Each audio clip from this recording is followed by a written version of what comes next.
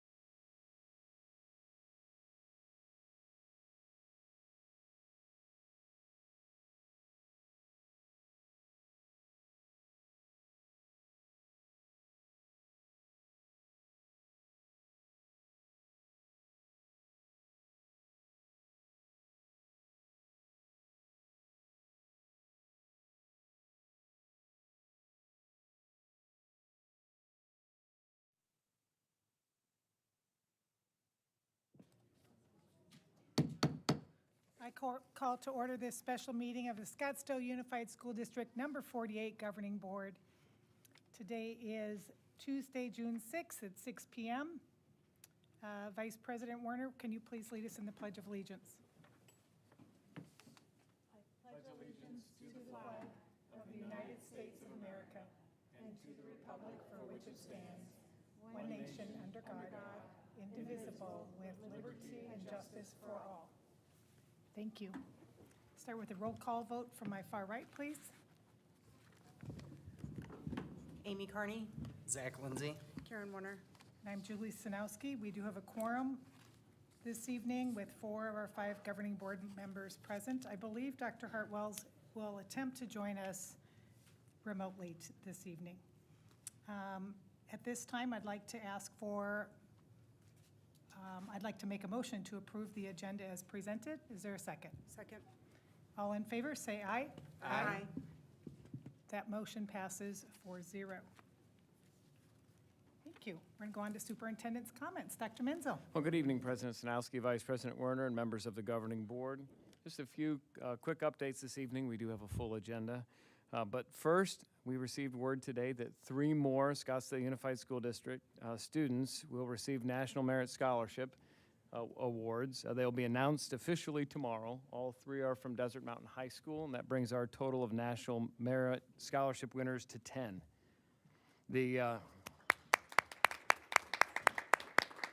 The college-sponsored Merit Scholarship winners, whose names will be announced tomorrow, are part of a distinguished group of more than 7,140 high school seniors who received the National Merit Scholarships for college undergraduate study, totaling nearly $28 million. Second thing that I'd like to talk about is good news.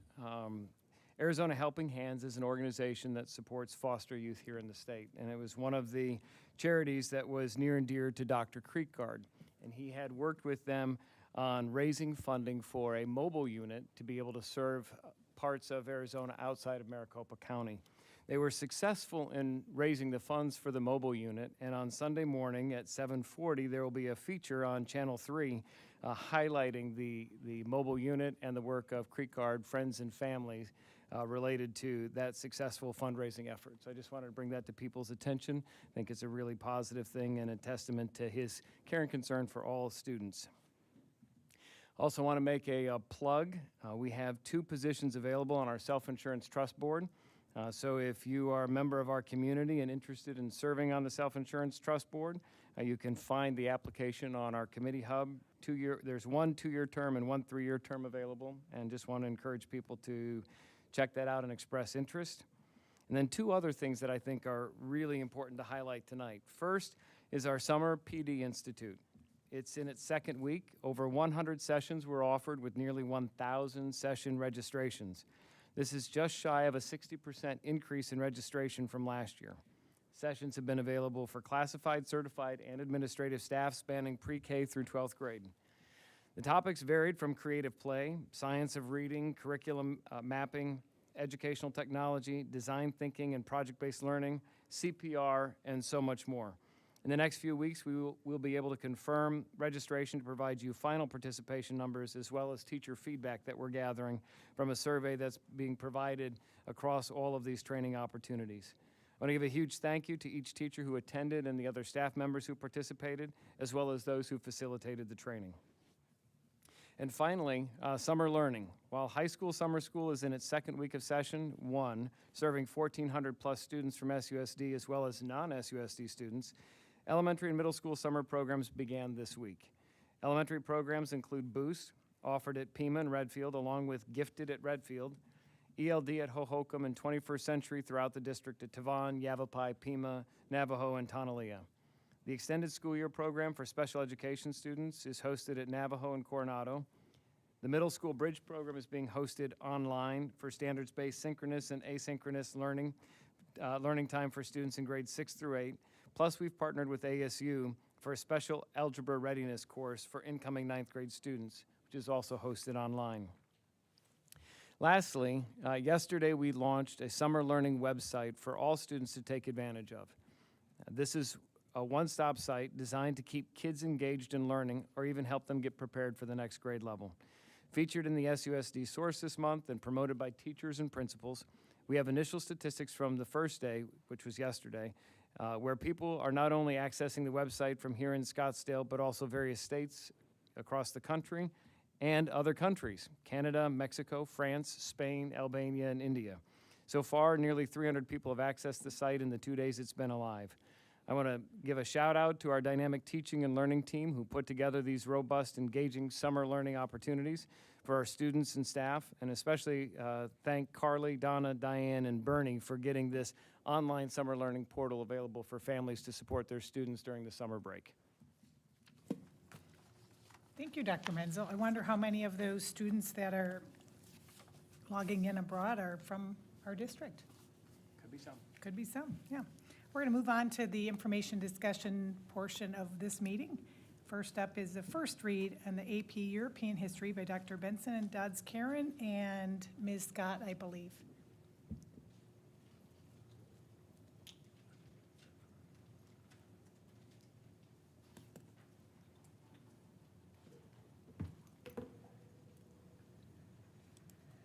Good evening, Governing Board members, President Sinowski, Vice President Werner, board members, Dr. Menzel, Gladys, those present, those in the cloud. I'm here tonight with Jill Scott, our social studies coach, and we are presenting to you a first read for a recommendation for advanced placement European history course. Tonight we are presenting to you information about a curriculum review we've completed in preparation for a new course that has been added to our high school planning guide. Next year, we will offer at Saguaro High School a new elective for AP European History. So we kicked off a curriculum review to select the materials for that course. Our work was really driven by academic excellence and optimized resources specific to our strategic plan. And as you might remember, last month, Johanna and I were here and we shared the robust process for the science curriculum adoption.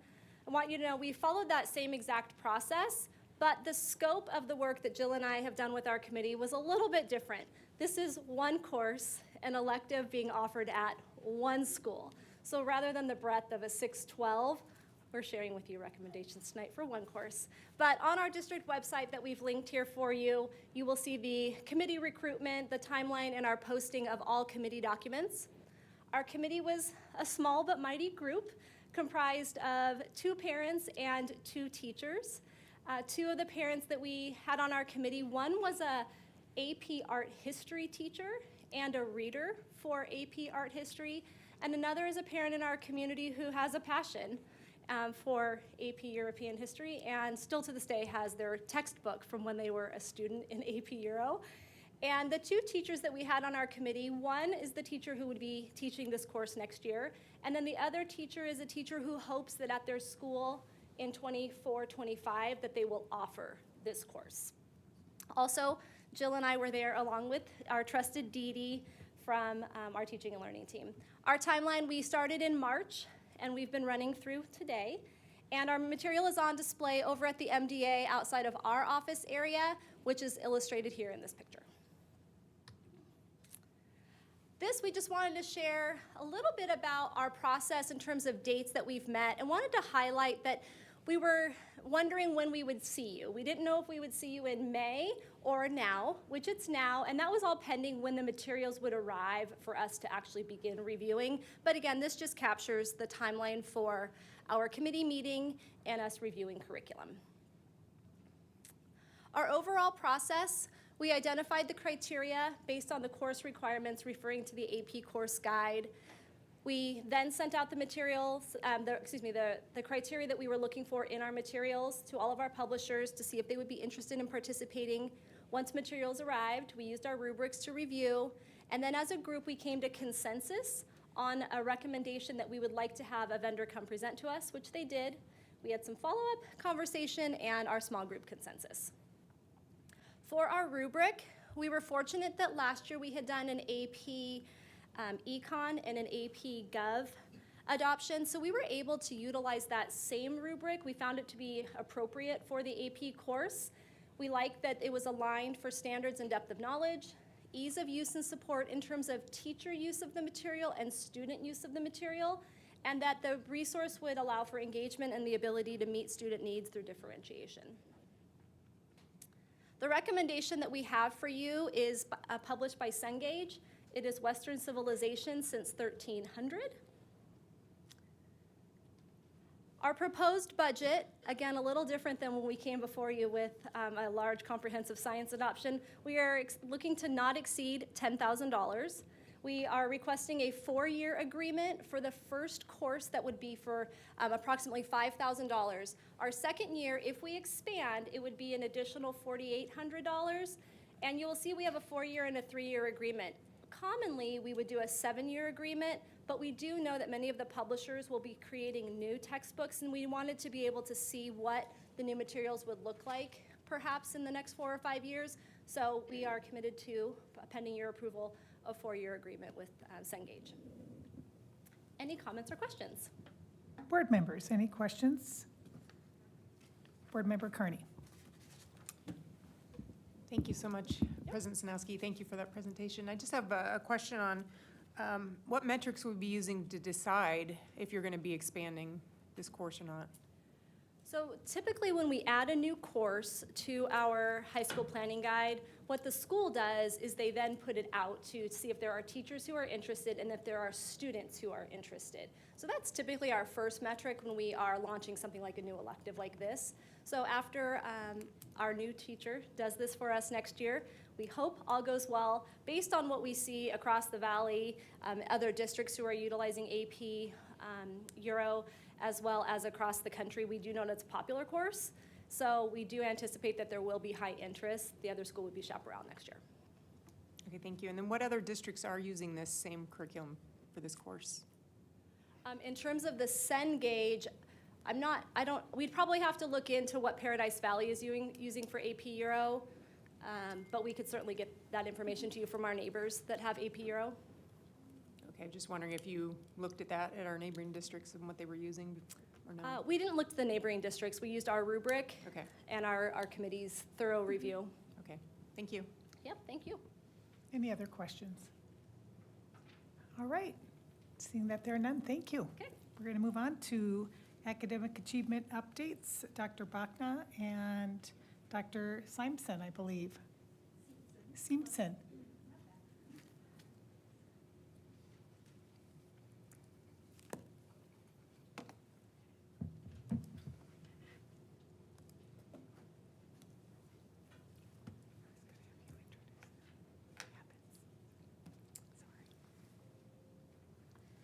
Thank you.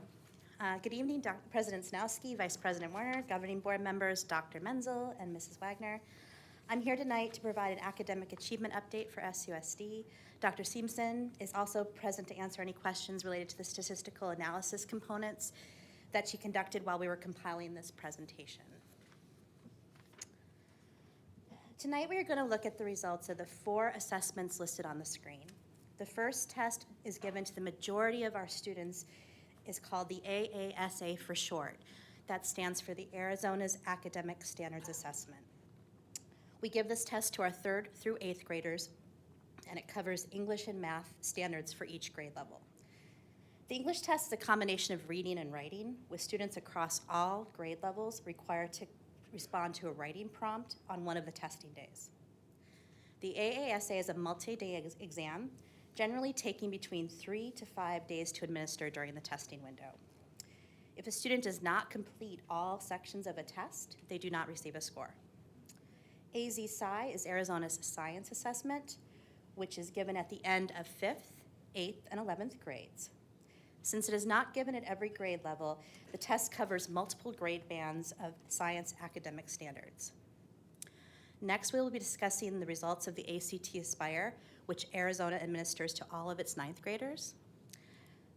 This test has been phased out by the testing company, but several states are still using it with some populations of their students. And finally, we will be reviewing the results of the ACT, or American College Testing National Exam. Both this and the ACT Aspire cover English, science, math, and reading. I also want to point out when we get to slide 11, which we'll go into further detail later, that our 11th graders are double tested in science during 11th grade. once on the national exam and once on a state exam aligned to the Arizona Science Standards. This is the preliminary data that we're talking about tonight that's been released by the testing companies to all of the school districts in Arizona. The final results will be released by the Arizona Department of Education in the fall, and at that point in time, the results will only include full academic year students that spent the majority of the year enrolled in our schools. The results generally shift modestly at that point by a percentage point or two, and generally those results are slightly up. On this slide, you will see our preliminary results in comparison to the state averages in English language arts, which I'll refer to as ELA going forward. You can see that we are consistently, significantly outperforming the state averages across all grade levels by as many as 24 percentage points.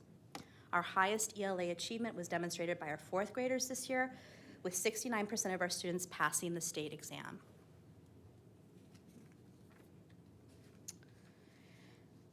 And here are two-year trends by grade level. These are unique groups of students, not the cohort trends. Here you see that in the third and fourth grades, our students performed the same in spring 2022 and spring 2023. A highlight on this slide is our sixth graders, where our current year sixth graders outperformed the prior year group by 6%. For going from a 53% passing in sixth graders in spring 22 to the current year sixth graders that just finished up having that 59% passing rate. We saw modest decreases in 5th, 7th, and 8th grade performance on this test. Our cohort trend data is on the screen here. Now, the top box is Scottsdale Unified District, and the bottom box are the state comparisons. What we mean by cohort data is these are the students going from taking the previous year test as third graders in spring 2022 to how they performed as fourth graders in spring 2023, and so on and so forth down the line through to 8th grade. Again, we're looking at English language arts on this slide. We saw a decline in 4th to 5th grades, 5th to 6th, and 7th to 8th grades. We do show an increase of 4% in our 3rd to 4th and 6th to 7th grade cohorts. In comparison, the state data shows a similar but smaller decrease in the 4th to 5th grade cohort and a bigger decrease in the 7th to 8th grade data. We'll be meeting with our middle school principals next week to discuss the 5th to 6th grade decline in ELA, as the state overall showed an improvement in these scores while SUSD did not. We need to better understand if it's the test or if it's our instructional practices that need refinement to better suit the needs of our learners.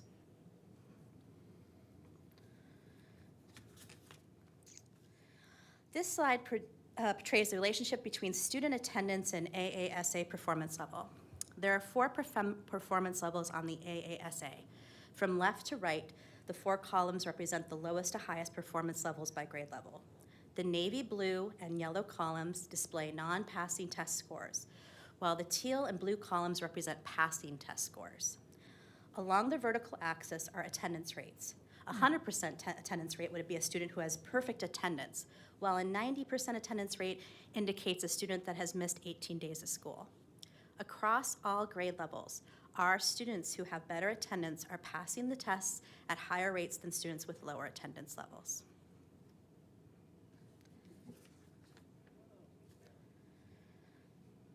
Moving on to math, we continue to significantly outperform the state across all grade levels. In general, math achievement in Arizona as measured by the AASA is low, especially at the middle school grade levels. Our own results are lowest in 8th grade, with 47% of students passing the exam, while they are highest in 3rd grade, with 70% of students passing the AASA this past spring. Scottsdale students outperformed the state average by 29 percentage points in 4th grade.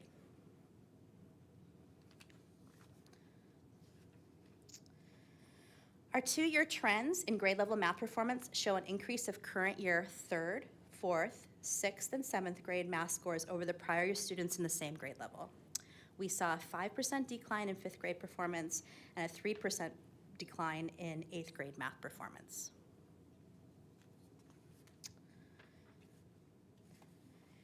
It is when we dig deeper into our cohort trends in math that we need to take a more detailed look at how we can improve the educational experience. There are some bright spots. Our 6th to 7th graders and 7th to 8th graders showed year-over-year improvements in math. In fact, even when the state declined in 6th to 7th grade performance, our 6th to 7th graders increased their passing rates.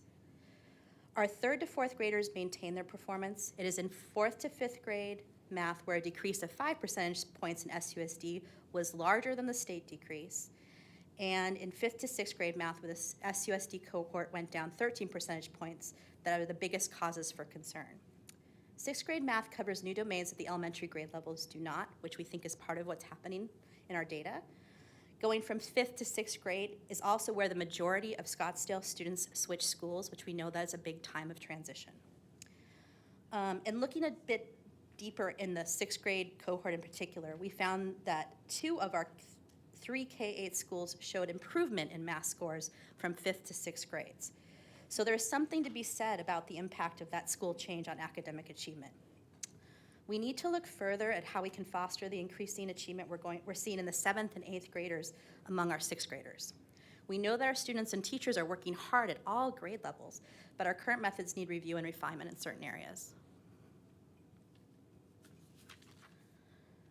Again, looking at our attendance, much like we saw with English language arts, across the board, our students who miss more school are not doing as well on the state assessment. It's especially pronounced in our minimally proficient 8th grade math students.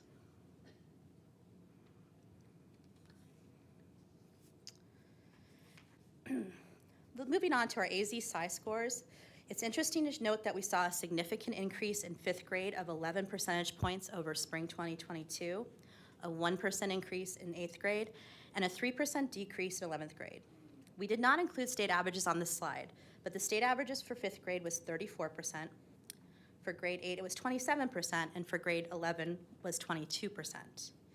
SUSD again outperformed the state averages in all 3 grade levels. Looking closer at the lower 11th grade AZ-SCI, our juniors take both the ACT exam, which includes a science component, and then the separate standalone AZ-SCI exam. While AZ-SCI is focused upon content or essential knowledge, the ACT science test requires a broad application of science skills to demonstrate depths of knowledge. In other words, AZ-SCI is more focused on demonstration of factual knowledge, while the ACT requires students to analyze and interpret data. We've heard from our students that they do not take the AZ-SCI seriously at this grade level as they are more focused on the ACT. There is also a certain degree of testing fatigue for our juniors who are double tested in science during a 2-week period. While the ACT scores can help a student on a college application, the AZ-SCI scores do not have greater transferability beyond being a state testing requirement for our 11th graders.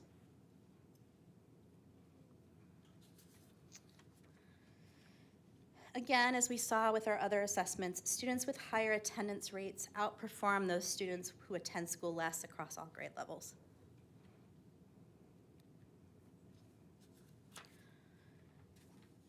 Moving on to ACT Aspire, which is given in the 9th grade, a transition year from middle to high school. While there are national comparisons, the ACT Aspire exam, as I mentioned earlier, has been phased out by the vendor as they transition to a new test, which is called the pre-ACT.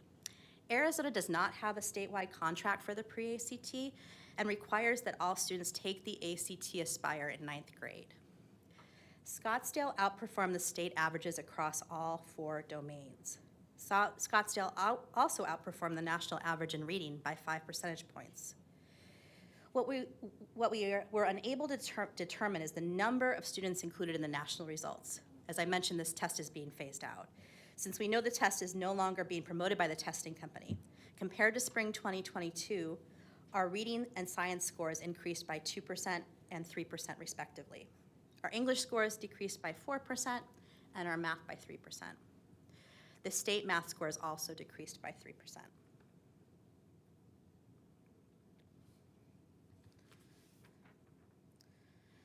Finally, moving on to our ACT results for our juniors either met or exceeded the national averages in every area. The largest difference was in English, where the SUSD averages were 1.1 percentage points higher, or 1.1 points higher than the national average. While not displayed on this slide, Scottsdale outperformed the state averages in every area. The national percentile ranks listed in the final column are the latest ones provided by the testing company. SUSD scores ranked well, with all being above average.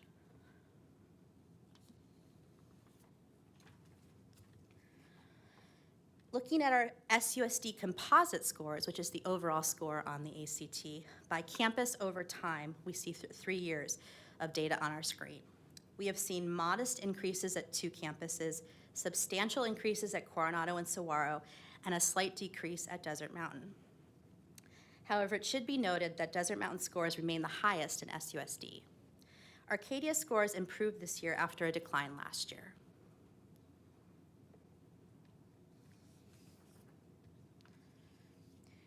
In summary, SUSD is a consistent leader in state assessment scores. We have and continue to significantly outperform the state averages. There is a clear correlation between student attendance and test scores. Our students who are at school regularly are outperforming their peers and with lower attendance rates. And finally, there is work to be done, especially in middle school math. As far as next steps, both last and this week we are holding the Summer PD Institute for our teachers, where they are receiving extensive professional development in multiple content areas. As Dr. Menzel noted in his comments, there are over 100 sessions offered and nearly 1,000 registrations for those sessions on things such as the science of reading, problem-based learning, and leveraging neuroscience to increase student achievement. All of this powerful summer enrichment will help our teachers start with new and refined instructional tools in August. I won't spend too much time on the next point on my slide here because it will be discussed in the next presentation, but a systematic implementation of MTSS, or multi-tiered systems of support, in both academic and behavior areas will start district-wide in August. There will also be a renewed focus on Tier 1 curriculum instruction with the use of district-adopted materials. This will also come up in the next presentation. We also will have newly adopted science curriculum in 23-24 and a K-5 ELA adoption taking place in 23-24. And finally, we are committed to the continued refinement of professional development plans in our teaching and learning department. And with that, we are happy to answer questions. All right, who has questions or comments?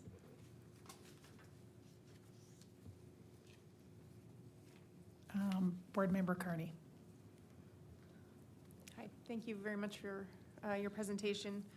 I'm just wondering if you did any, or do you plan to compare with our peer districts so we can see how we rank with our peer districts and not just statewide? Great question. Yes. We will share that in the fall when data is public, but right now, since we're still in that early release fact, we will be happy to bring that back. Okay, that'd be great. Thank you. Mm-hmm. Vice President Werner? Thank you. Thank you for your presentation. I'm going to talk about the raw numbers that were sent to us by Superintendent Menzel. And as an example, for math, in 3rd grade, Cherokee came in at 97%, which is excellent. And then you have Yavapai coming in. They did increase this year, but it's significantly lower. And have those teachers ever communicated and talked about best practices? So is the instructional material at Cherokee and Yavapai the same? And is it or isn't it? And then do they ever talk and share the best practices and best ideas so that maybe some of the things that are happening at Cherokee can then happen at Yavapai? Good question. Yeah. I might need to look to some of my peers in Teach and Learn to answer that question. I'm happy to respond to that question. Thank you. For the presentation, Cindy. Board Member Warner, thank you for the question. In short answer, yes, we use the same instructional resources across our schools, with the exceptions of when we have a traditional school, if they have different adopted, can you guys hear me? Yes. Different adopted materials. Whether or not our teachers get to collaborate, they collaborate on site through PLCs, grade level PLCs, collaboration time. Depending on the topic of the district early releases, sometimes we do cross collaboration by grade level team. One thing we have noticed or identified as something we'd like to have more of moving forward is embedded time during the school day to bring our teachers together to afford more opportunities to share ideas and best practices about what's working. We have some of the least embedded time in any of the districts around us. So some of the celebrations that have been already highlighted tonight in terms of teachers that are participating in the PD Institute. That's across our district too, so there's opportunities for collaboration there as well. Okay, thank you. Yeah, I would love to see some collaboration between the different schools that are performing really well and having them share their ideas with the lower schools so that we can, rise all our students up. Absolutely. Thank you, Board Member Werner. And I'll note that Dr. Hurt-Wells has joined us remotely as well. Dr. Hurt-Wells, do you have anything you'd like to add to this part of the presentation or of the meeting? No, thank you. Not at this time. I apologize for being so tardy. Oh, you're all right. I'm glad you're here. Are there any other questions? Oh, Board Member Lindsay, sorry, I'm not seeing any of the requests on my. Just want to thank you for putting this together and including the cohort data. Can you report back root cause analysis on that middle school cliff? Absolutely. Thank you. Thank you, whoever changed that, because I am seeing the request now. I do have some questions, and first one is, you had mentioned that the test is changing again. What has been the practice in our state historically with tests and how frequently they change? It seems they change quite frequently. So in terms of the AASA, it's essentially covering with this change a little bit with the standard changes in the state, but is scaled the same way as the previous AZ Merit, which we had for several years, starting in 2015. So there is consistency of scoring over time. For high school, we have had a lot of changes, absolutely. ACT, this is our, I think, second or third year giving it consistently. I'm not sure on the future of that ACT Aspire with the fact that it's been phased out by the vendor. I assume we're under contract for 1 or 2 more years. Historically, the assessment contracts in the state run on like a 3 to 5 year cycle. Thank you. So I think we have a lot to unpack here with this new information. And I want to recognize the successes that we've made throughout the district. I know our teachers and support staff work extremely hard throughout the school year. Many of our students do as well. I hope that we're able to roll in that the importance of everyone playing an important role here, parents, students, teachers, administrators, that we need to have an all hands on deck approach to becoming that great success and destination district. I'm always somewhat suspect about determining our success overall as a district based on test scores alone. It's really easy to go down that rabbit hole because this is what we're looking at right now. But there's so much more to our successes as we share every board meeting. Many of our successes, and Dr. Menzel shared some of them already this evening. Can you please share to the public what students participate in these tests? Sure. So we test all of our students on these tests. There's a very small subset of our students that take an alternative assessment for that have a special need, but that's less than 1%. The majority of our students are taking the state mandated exams, and we're required by law to test at least 95% of the students that are enrolled with us. So this isn't selecting which students we want to test, this is testing everyone. Thank you, I appreciate that, and you answered my next question. So how are we going to include employees new to SUSD that we're rolling in now and hiring, onboarding to these professional development opportunities that are now going on? Some I know won't be hired until right up to that first bell rings in some situations. So how will we ensure that we're going to support the teachers new to SUSD this year in best practices? As Dr. Dodds Karen is making her way up here, I'll start. Couple of different areas to highlight. We do have a mentor program that has been initiated over the course of the last couple years, and that's significant in tucking in new to SUSD teachers and brand new teachers. And we also have the work of our collaborative teams that share information that they learned here as they return and work with their colleagues in the fall. Dr. Dodds Karen.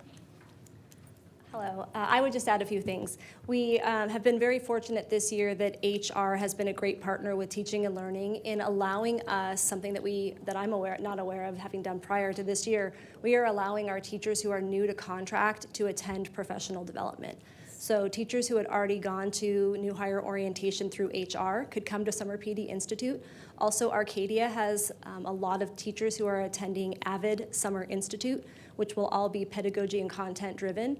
Additionally, we offer AP Summer Institute that is held throughout the Valley. So there's APSI in Paradise Valley, APSI held in Gilbert. Plus, for some of our courses like AP Computer Science or AP Environmental that might not be available here in the Valley, we offer online where teachers can take APSI through accredited institutions. Those are a few key highlights, but also we're looking forward to new teacher orientation. Those are 3 days prior to the teacher contract day, and because of the relaunch that Dr. Bachna shared with MTSS, we have sessions at new teacher orientation dedicated to multi-tiered systems of support, as well as content sessions. So they meet with all of the curriculum coaches to learn what their district curriculum is, what our curriculum maps are, and how can they be prepared for the start of school. Thank you, Dr. Dotz. Karen, appreciate that information.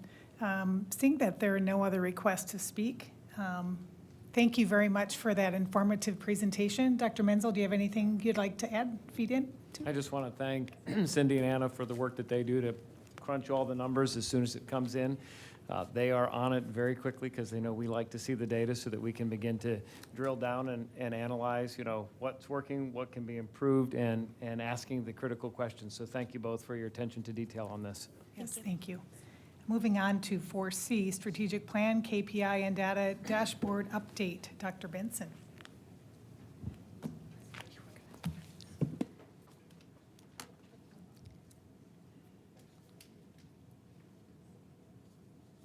Thank you to our tech friends in the back. Appreciate the support. Good evening, President Sanowski, Vice President Werner, board members, Dr. Menzel, Gladys, and all here with us this evening. Tonight, we are happy to have this opportunity to provide an update on the progress we've made in this first year of implementation of the SUSD strategic plan. 3 key areas we'll address this evening include co-leaders from each of our 5 strategic action teams will share highlights representative of the biggest actions and learnings from each team. We'll share out our progress specific to each of the KPIs, indicating whether we've met, partially met, or haven't met yet, and those we've established baselines for this year.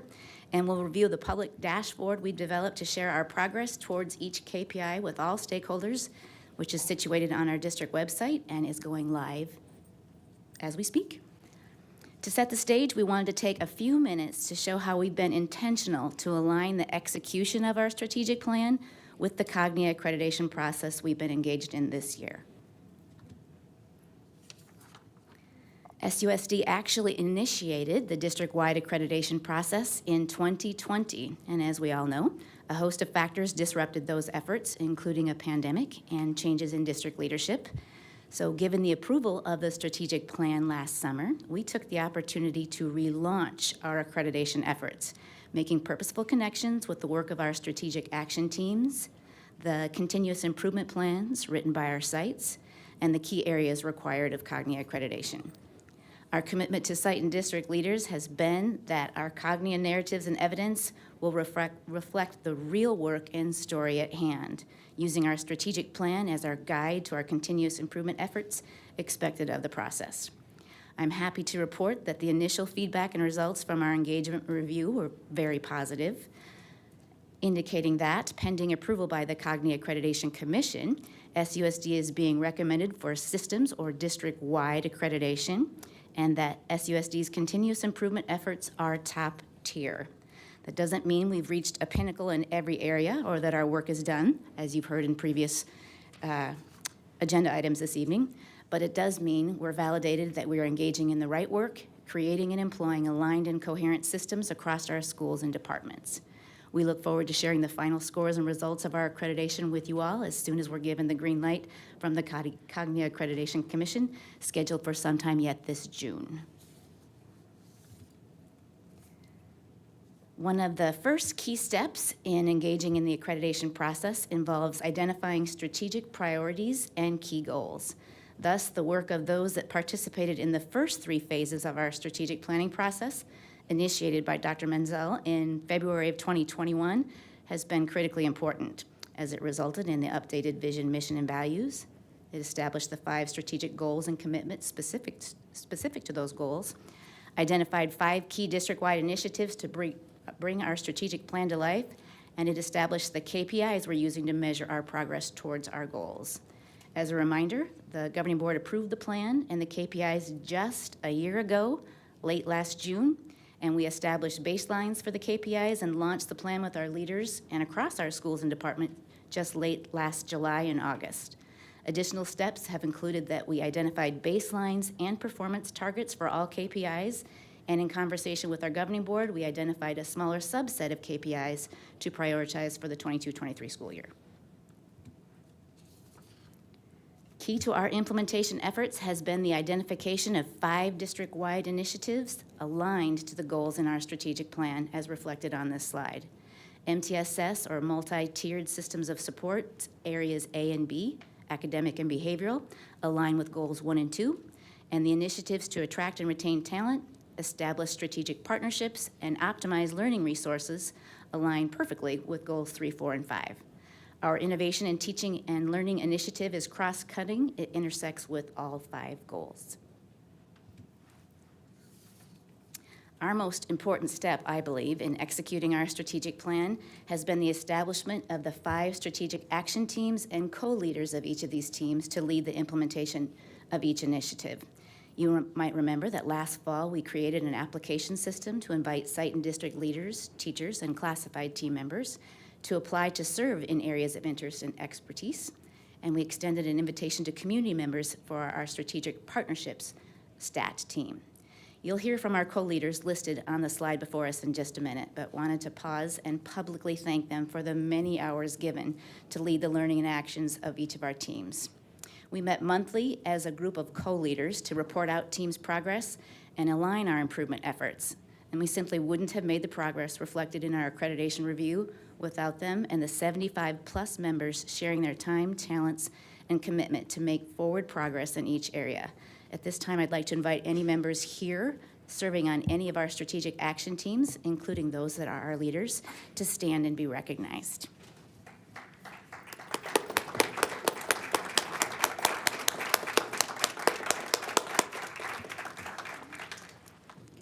Thank you, appreciate that. Wanted to remind all that to truly make forward progress on the initiatives of this scope, each involves a multi-year implementation timeline. We did an initial assessment of the readiness of each initiative last summer, and we'll reassess this summer yet as a team and make adjustments to our timeline. Before turning it over to my co-leaders, just wanted to remind all it's impossible to capture the progress of each of our teams in one presentation. So we provided a B memo to the board to provide some of the additional details of our work and progress. In the interest of time, each of our teams is just going to share one slide reflecting some of the most impactful highlights happening from their teams. And it's kind of like a Cliff Note version of their work. With that, I would like to welcome Dr. Sakos to turn on their mic. We've decided that we're going to try to spread this out, if that's all right, and allow persons to stay seated and share out the highlights from each of their teams. All right, thank you, Dr. Benson. And 3 out of 4 of the co-leaders for MTSS are here tonight. And thank you, yes, for your dedication and work on this initiative team. So as Karen said, MTSS is multi-tier systems of support, and it's an integrated, comprehensive framework that focuses on first, best, high-quality instruction, differentiated learning, student-centered instruction, individualized student needs, and aligned systems we have in place necessary for academic and behavioral success. So simply stated, the first big accomplishment in our year 1 was to establish a common understanding and knowledge of MTSS.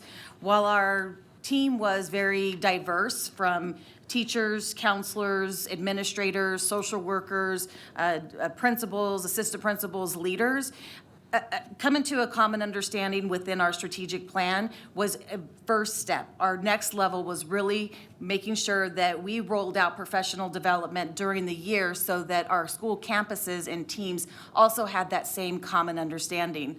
So while we were working throughout the year to accomplish our initial year one goals, we were simultaneously planning for and implementing some of the same exercises that we took our strategic plan team through as a team, and then also we also exercised that on campus while getting feedback from campuses to consider back with the team. So like I said, that first one is to establish that common understanding. We continue to and will continue to refine and enhance that understanding of MTSS. Secondly, we wanted in this year one to evaluate, analyze, and interpret best practices in behavioral, academic, and social emotional success. So off to the left there, what you'll see is a pyramid. For example, this is a very high-level overview. I wanted to put this here and show everybody that when we talk about Tier 1 practices, as you heard from Dr. Bachna, this is all students. That is the green level there. We want to make sure that all students are receiving the high-quality instruction based on and meeting their individual needs. The yellow part there is what we call Tier 2.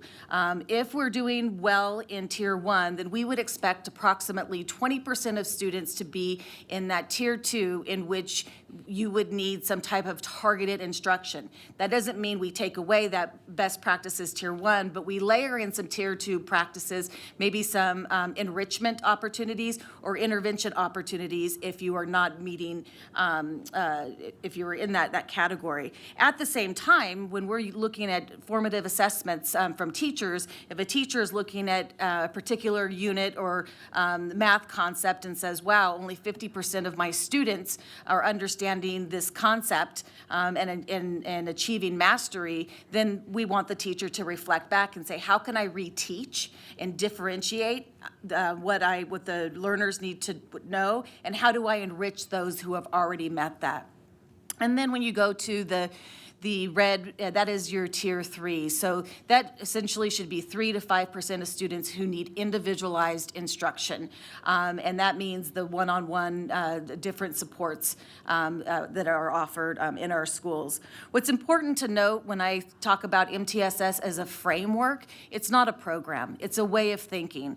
So common terminology that you may have heard in the past, RTI, response to intervention, and you've also heard positive behavior interventions and supports, PBIS. So it's a nice blend of the academic and the behavioral process in which we look at how well we're doing in the Tier 1 level and what do we need to do to readjust our instructional practices to make sure that 80% of our kids or more are getting it the first time. So as we went through and on our third step here, identify the areas of strengths and opportunities for improvement, it was really important for us to go and gather some additional data to see where we were. So it was a nice tie with Cognia as we created and implemented the classroom walkthrough tool that looked at some of these best practices, engagement, differentiation of instruction, as well as classroom behavioral expectations so that we decrease disruption in the classroom so that students can learn. And yes, there is a correlation between classrooms that are disruptive and the learning that's happening in the class. So that's why these blend so well together within the framework. So we were able to gather classroom walkthrough beginning Q3 and Q4 that we were able to analyze as a team. We also were able to have what's called a school-wide evaluation tool with the vast majority of our campuses that also provided us some feedback on where we can strengthen what the majority of our campuses are already now PBIS structures. And so that's establishing school-wide behavioral expectations.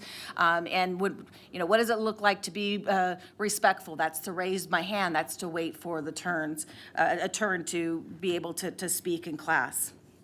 With that, within the framework, we're always going back and looking at our academic and behavioral data.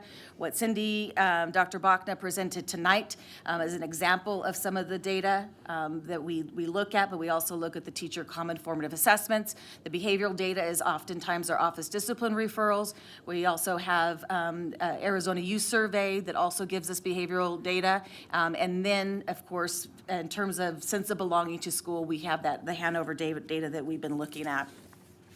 So the last thing that we accomplished year one was identifying some tools and resources needed for successful refinement throughout the year, and to ensure that we were progress monitoring all of our tier one instruction and strengthening what we're doing at that level while continuing to evaluate Tier 2 instruction this year. So the big implementation for 23-24 is specific to increasing best, high-quality, first best instruction in the classroom by utilizing our materials that are adopted through the adoption committee and making sure that, again, the vast majority of our students we're meeting their needs within the classroom. With that, as we go into year two, as Dr. Benson said, we're going to have to really be creative about that embedded time for teachers for their PLC, and also embedded time for our students to get the intervention and enrichments that they need. So at a high level overview, I hope I set a efficient enough pace as I was asked to do. That is MTSS.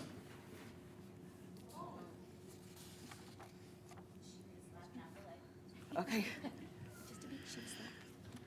Thank you, Dr. Sackos. Going to make a transition and invite up our Christine. Do you want to do it right at the table? To share out an update on community engagement and partnership. Thank you, Dr. Benson. Thank you, President Sanowski, members of the board, Dr. Menzel and Gladys, for the opportunity to share with you tonight some of the good work that we accomplished through this STAT team, Community Engagement and Partnership. I am a co-lead along with Amy Downs, our Director of College and Career Readiness, who is not here with us tonight, but here in spirit, and welcomed me to lead the charge in sharing this with you tonight. So our two KPIs, our priority KPIs that we worked most closely on this year, related to increasing the number of formal community partnerships that enhance opportunities for students and/or staff, as well as increasing the percent of students successfully participating in mentorships, externships, and internships. Now, to accomplish this, our team really is essentially representative of the districts, site leaders, district leaders, as well as community leaders. We are the only STAT team that has representation from the community. So we have principals, assistant principals, coordinators, counselors, as well as a chamber representative, a CHARO representative, and a SUSD Foundation representative. And what's been really neat about this is, in some ways, we're able to respond immediately to meet the need of one of our campuses, and other times really work to initiate plans to propel this work forward. With both of our KPIs, these were, we did not really have any baseline data associated with this, because while these things are happening, they weren't really being captured and tracked and measured with any sort of fidelity. And so what we're trying to do now moving forward is just that. And so first what we had to do is essentially create an audit of what we know to exist, and then try to find those additional partnerships, for example, that we know are out there, but just haven't really been accounted for. We started looking at what MOUs already existed, and we found that of those 260 MOUs, some of them are DJs, like not a partnership in the real way that I think we all can agree we want to measure partnerships. And so we kind of had to sift through all of that and recognize what is a partnership, how many of them exist but weren't yet formalized, and then additionally weed through to identify many of the student affiliation agreements that were those MOUs. So the universities that provide us student teachers and psych interns and folks along those lines. And so that was really a lot of the work, and then additionally meeting with principals and directors to learn more about what partnerships already exist, and then capturing that and formalizing it moving forward. So that was a lot of this first KPI. Then we also wanted to make sure that we had the right tracking tool, again, to capture this, but then also to track the conversations that we're having with prospective partners, and then being able to follow up with those partners and maybe see how we might be able to parlay that partnership into something more and align it with another initiative somewhere in the district. And so what we found was Salesforce has an education-centric version. If you're familiar with Salesforce, it truly is a business development sales tracking tool, and we're using it in a similar fashion, quite frankly, to, again, prospect partners, follow up with them, but then also formalize these partnerships moving forward. So those were two big things associated with this first priority KPI, and we did show gains. We were aiming for 10 additional MOUs, and we had 22, but they're changing all the time, 23. And again, a lot of it is more partners brought to the table, but just not yet having that formalized agreement. So we're excited to see more grow there. The IGAs was the other component, and when we look to next year, this is one particular indicator I might ask that we reconsider, just because IGAs are much larger and there's much more that goes into that than our team can work to achieve. Sometimes it's as simple as an MOU, and it doesn't really require an IGA. Then, as it relates to our CTE components, this was another one where we know that students are involved in volunteering and internships, but there wasn't any place that this was really being tracked with fidelity. And so we put together a team to go and review some different tools that exist, knowing that we wanted to replace Naviance. And so we brought in students from the Student Advisory Board, as well as guidance counselors, again, principals, APs, CTE teachers, and the likes thereof, to evaluate a number of tools, and they landed on Major Clarity. One, because of its robust offering, and then again, its usability. So if it's easy to use, then we believe the data will be additionally collected there moving forward. We also made significant updates to the high school planning guide, providing seniors specifically, at least out of the gate, year one, with the opportunity to participate in work-based learning, which provides time for students to essentially be dismissed from campus to go participate in an internship that aligns with some of their CTE studies. So the caveat is that the student must have completed year one of a CTE course and or be enrolled in year two, or have that second year already completed. It's starting with seniors, since they have transportation and can get where they need to go to engage in this work-based learning. And that is available at all of our high schools. We also updated the high school planning guide to include community volunteering. Again, we know our students are volunteering. This provides an opportunity for us to capture this information and for them to earn credit additionally. So different than service learning, which is something that our team is also very interested in providing as an opportunity again here in the future. This is going to be more student-driven, in that the student will identify that volunteer opportunity and then receive credit for it. So those are the big gains that were made specifically as it relates to our community engagement partnership goal.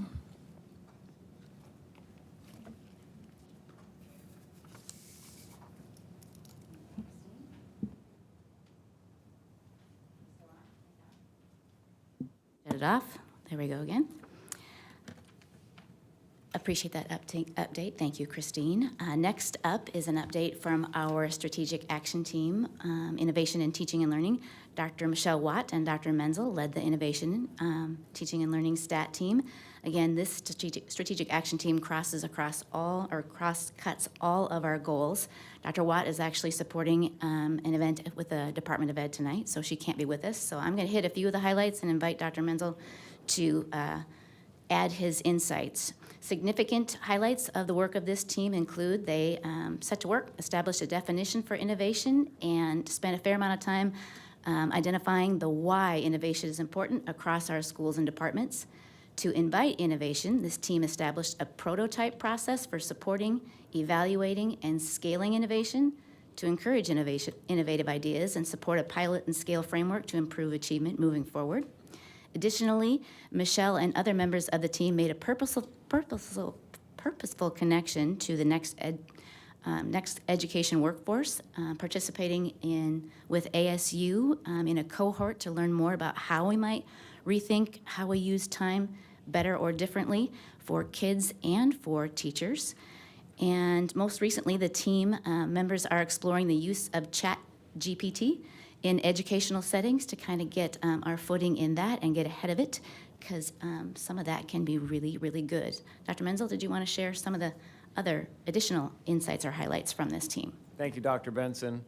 One of the things that we talked about in the Innovation in Teaching and Learning team is the importance of being able to try new things. If the definition of insanity is doing the same things over and over again and expecting the same results or different results. So we want to be able to move into the future and empower our frontline staff. People closest to the problems have the best ideas for how to solve them.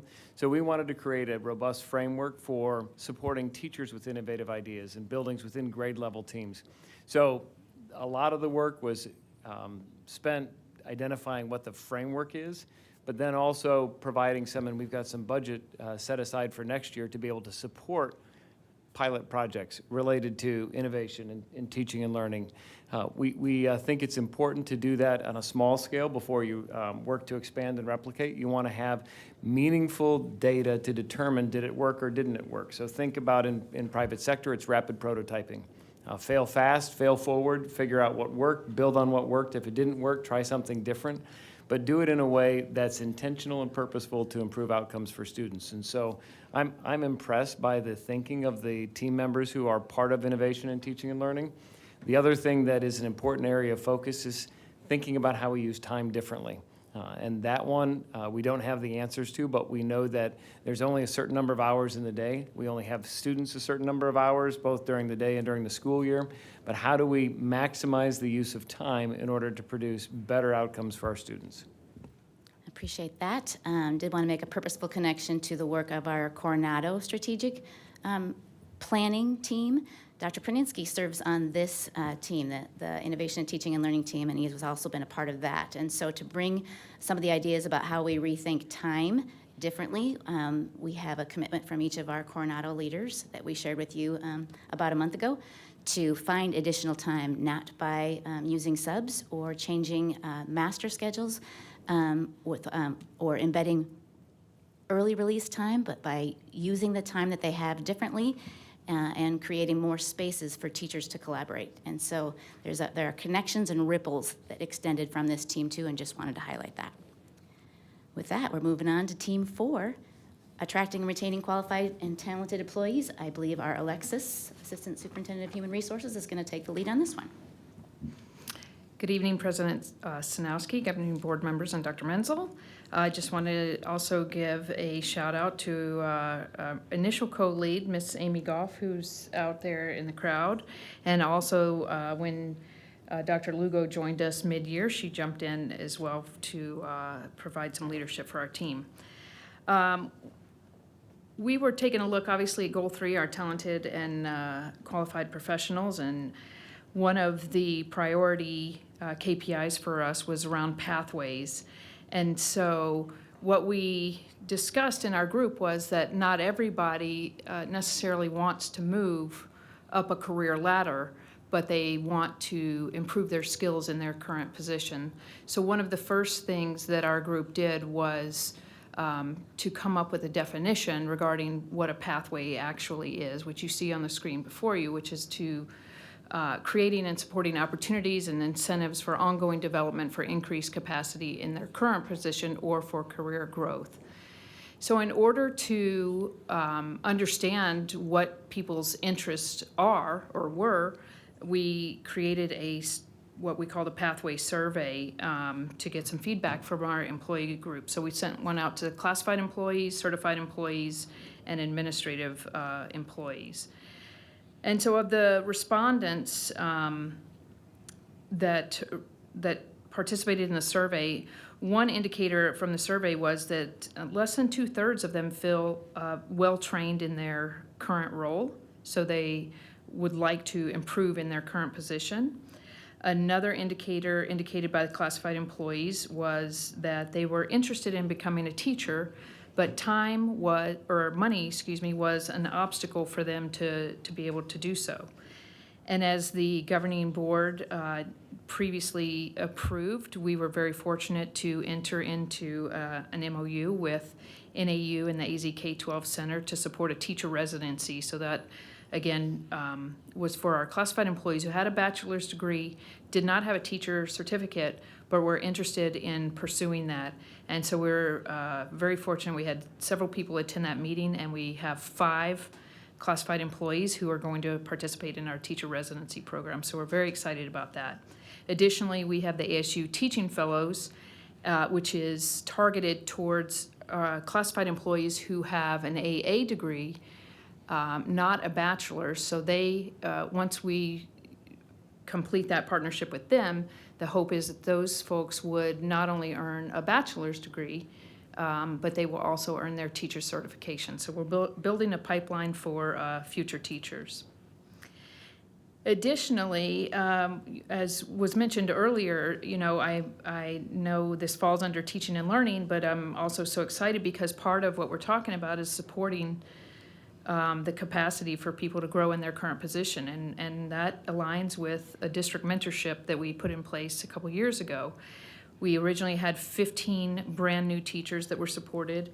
This year, we increased that to 34 teachers. So these are 34 teachers brand new to the profession of teaching that are getting support from our district mentors. And while not on our KPI, I just want to point out that later on the board agenda, there was a recommendation for a new teacher evaluation instrument, which is intended to, maximize student outcomes by growing teacher skills. So no matter where they are on the continuum of experience, whether they're brand new or they're seasoned teachers, the hope is that they increase their practices in the classroom. And then the other KPI was around increasing the compensation for all of our employee groups. The KPI was specific to making competitive wages compared to some of our peer districts. We have not conducted a salary study. That is a very large undertaking. However, we did bring forward reclassification for 15 classified employees that the board approved back in March, I think it was. And our strategic action team has some crossover, obviously, when we're talking about compensation, because that is part of the work of the interspace negotiations team. So in the fall, we were able to, with the additional monies that came in, classified employees got a $2 an hour raise in the fall, and for 23-24, they are getting a 2% increase. And then again, those positions that were reclassified and moved up a pay grade as well. And then for the other employees in the fall of 22, they got a 3% raise, and for 23-24, as approved earlier by the board, a 2% increase for almost all of those employees.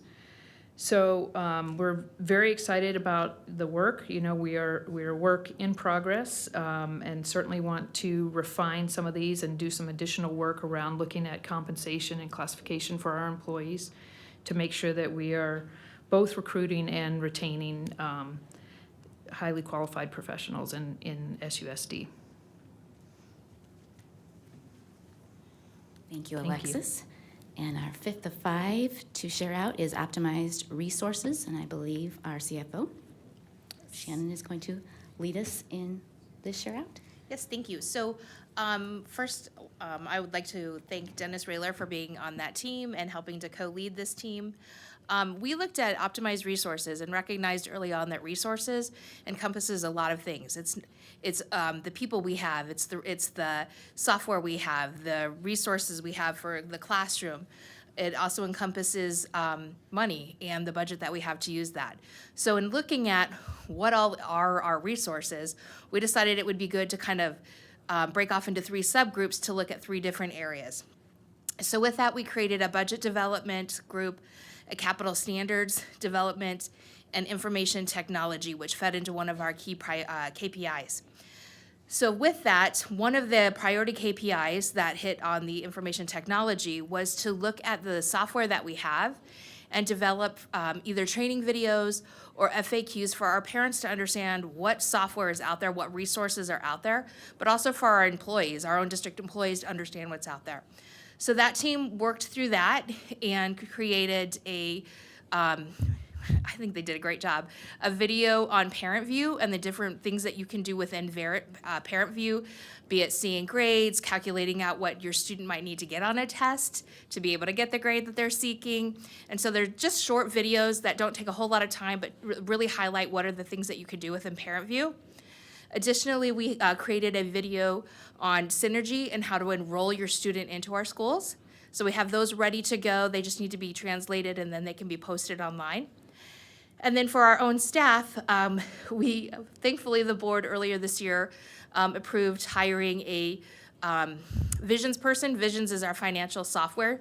And so she has spent part of the year cleaning up things, but she's also spent time doing training manuals, developing those, as well as training videos on how to enter requisitions, how to do an EPAR, how to check your budget. So we have those resources available for our own employees. Secondly, we wanted to look at budget development and capital standards. Within the capital standards, Dennis and our Director of Purchasing, Roger, worked with a team and a vendor and developed a standard for a classroom, what you can expect to have in your classroom, what furniture you should have in there and can expect that. And so they've been working with one of our vendors to develop a catalog. One of the things we found when we were rebuilding schools is we'd go to the principal and give them this 3-inch thick book of different furniture options out there, and it's very overwhelming. What we wanted to do is take a look at what is our standard in the classroom and really get that down to a small, this is what you can expect in your classroom, and if you need to purchase new furniture, this is what it looks like and what you can expect to have. So Dennis has almost got that wrapped up. He'll be meeting with principals next week to go over that and finalize that, and then it has an idea. So you know when you go into a classroom what that should look like. Knowing what we want it to look like and actually having all that furniture purchased, that's gonna take time, but at least we have that standard of what you can expect to have in the classroom, preschool through 12th grade. And then the last part of it was budget development. We changed a number of things when it comes to budget development this year. The past 2 years, we've worked with the interest groups, or the employee groups on interest-based negotiations on developing our salary and benefits packages. But we also changed when it came to capital. Instead of just rolling over the same dollar amount every single year, we said, tell us what you need and let's develop our budget based off of need versus just rolling over dollars or allocating dollars based on the number of students you have. So we've put that into place, as well as within our own departments. Our M&O budget was developed by saying a modified zero-based, essentially. Tell us what you need, tell us what things you plan on doing, and then we'll develop the budget off of that, instead of, again, just allocating the same amount that you got last year. Additionally, one of our KPIs was also to increase the ADM, or maintain or increase the ADM from what we budgeted in the spring of last year for this year. And we were able to meet that KPI by increasing our ADM from what was originally budgeted by just over 75. So that's kind of what we worked on throughout this entire year, and happy to say that we made great progress. Thank you, Shannon. Prior to sharing our KPIs, wanted to provide just a little context and make a connection to the previous presentation Dr. Bachna shared with us this evening. As we've been analyzing our results, we're using our data to ask a whole host of questions.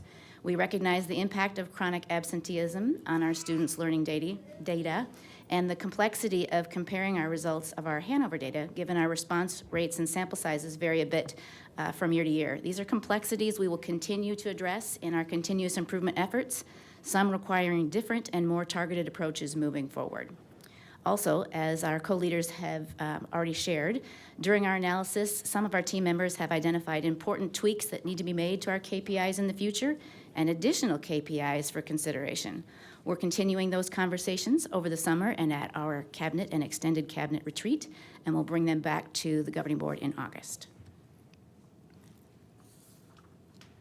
The link on the right side of this slide includes the results we have at this time. You've heard a handful of them shared out by our co-leaders already. We've listed the priority KPIs specific. I think it's going to my, we'll see if that pops up. And we have an update. We'll try the other one. And we're still gonna have an update. My technology friends, is there any chance you could do the update while I'm talking through this slide? And the timing, not ideal.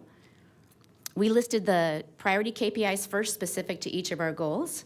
But results of our KPIs have been included in this draft document, and we've indicated whether we've met, partially met, or not met yet for all the KPIs with pre-established baselines. In the interest of time, we won't click through all of the KPIs during this study session, but noteworthy to point out is one of our first KPIs that we accomplished this year, increasing the number of sites participating in Quality First preschool rating programs. Our baseline for 2021-22 was 1, and as soon as this KPI was established, Dr. Bono went to work, and during the 22-23 school year with her team, we now have 16 sites that have obtained a Quality First preschool rating.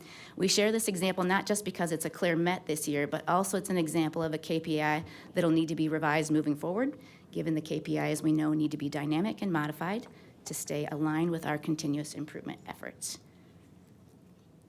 How are my friends at the back doing? Can I click on it? Hold on, stop clicking. Gotcha.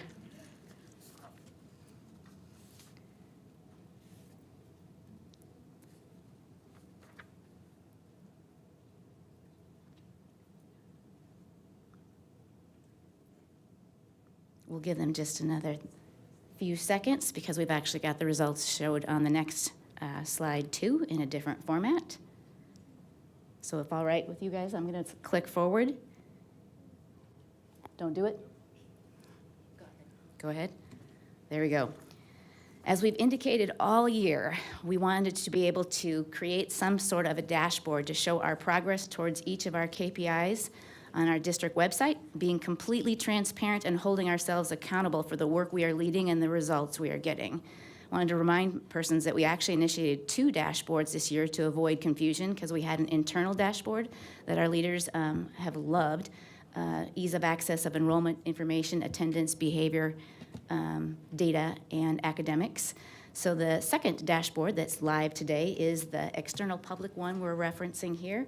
It reports baselines and progress towards KPIs in the format that you see to the right. Took screenshots to begin. It is live right now. There, with the link, I can click on that one. I'm thinking we're going to have an update there too.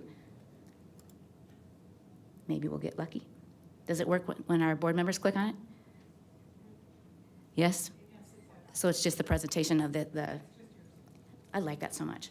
So I'm happy to hear it's working there, and that means it's working in board documents too, so persons can access it that way. As soon as it is live, the easiest way to find it on our dashboard is to go to susd.org/strategic plan, and you can see the entire dashboard in that format.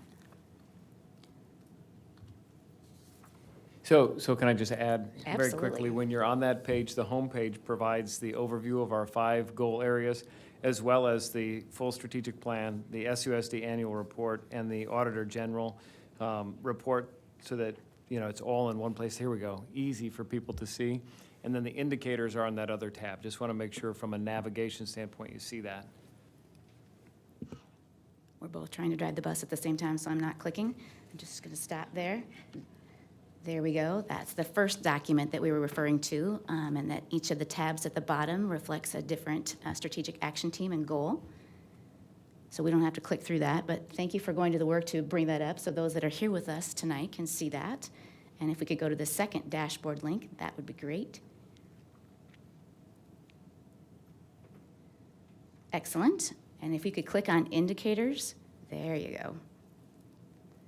And I'm going to have you scroll down just a bit and pick your favorite. Go ahead and click on, let's go, graduation rates. The dashboard looks like this, where the KPI is listed and baselines are indicated and measures of our progress are indicated as well per KPI. Thank you, tech team. You can head back to our slide deck and we will wrap up.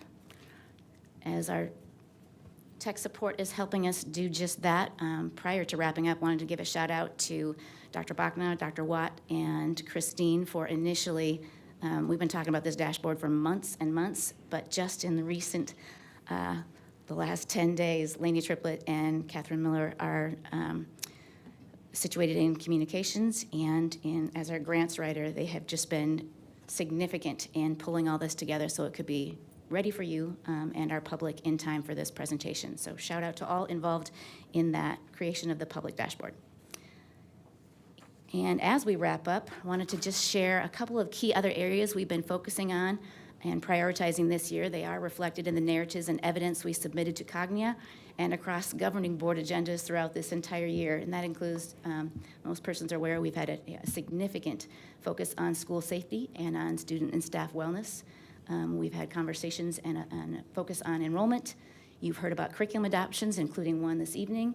We have the work that we've learned from and action and direction from previous task forces, and we're going to hear about the EL task force at the next meeting on June 20th.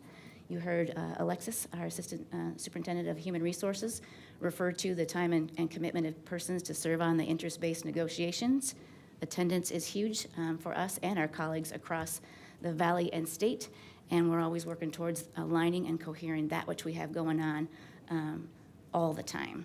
Our next steps include we're going to finish up any measures on our KPIs that we're waiting on data yet or that need a little more analysis to assess for this year. We'll identify changes to KPIs and additional KPIs to guide our continuous improvement efforts and bring those back to the board again in August. And we'll be reconvening our strategic action teams for the 23-24 school year. And with that, we're happy to entertain your feedback and or your questions. Governing board members, do any of you have any questions for this group of leaders or comments to make? Dr. Hurt-Wells, do you have any? Thank you, Board President Snowski. I have just a few questions, and I have many others, but I think it would just be better for me to digest the dashboard, which I appreciate you getting up. It looks like some of the data is in there that's longitudinal. So the academic proficiency, for example, as Dr.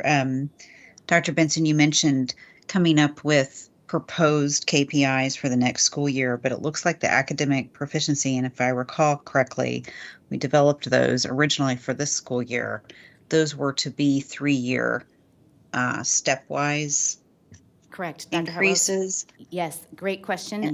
That's the area that we had developed the most significantly to be over time or across time. So in that area, Yes. we had the least suggestions for additions or changes because those were crafted in such a way to reflect increments over time. Great point. Thank you for bringing that to person's attention.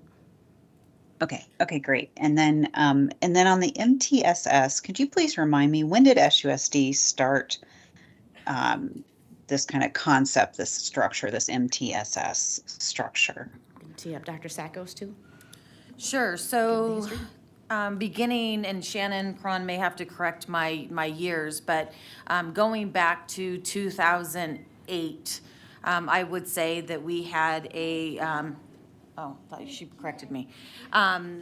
We had a very strong focus on RTI, response to intervention, that was done at our elementary school campuses with fidelity. We did an excellent job in that area. Shortly thereafter, we received a school safety grant, a 5-year safety grant for 2 of our 5 high schools to be PBIS schools, and Saguaro and Coronado. And at that time, that came with a lot of resources and a lot of staffing. And that was the soft launch, I would say, of PBIS. The concept of multi-tier systems of support probably blended itself maybe 6 years ago. And we call that now multi-tier systems of support A and multi-tier systems of support B. So academics and behavioral, but still within the same framework. After that time frame, we received another grant. We were hand-chosen by the U.S. Department of Education to implement MTSS-B at 5 of our elementary schools, and that grant lasted for 3 years. And so there was some great starts over the years, and we were always as good as the resources that we had, both in hiring individuals to monitor the progress, to implement the training that we needed. And so over time, I'm very proud to say that when we look at MTSS-B, we have 26 of 29 of our campuses with a pretty solid structure in place for behavioral expectations. And that was very evident when we received our SET data back, our school-wide evaluation tool.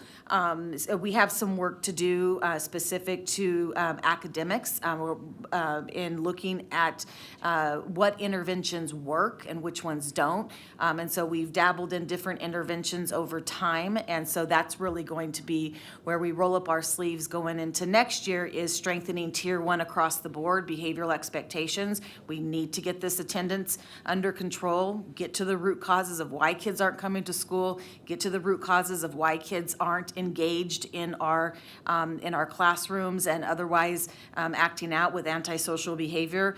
And so this is probably a very long response to your initial question, but we've been able to, over the many years that I've been over student services, have some type of grants that helped us move ourselves forward.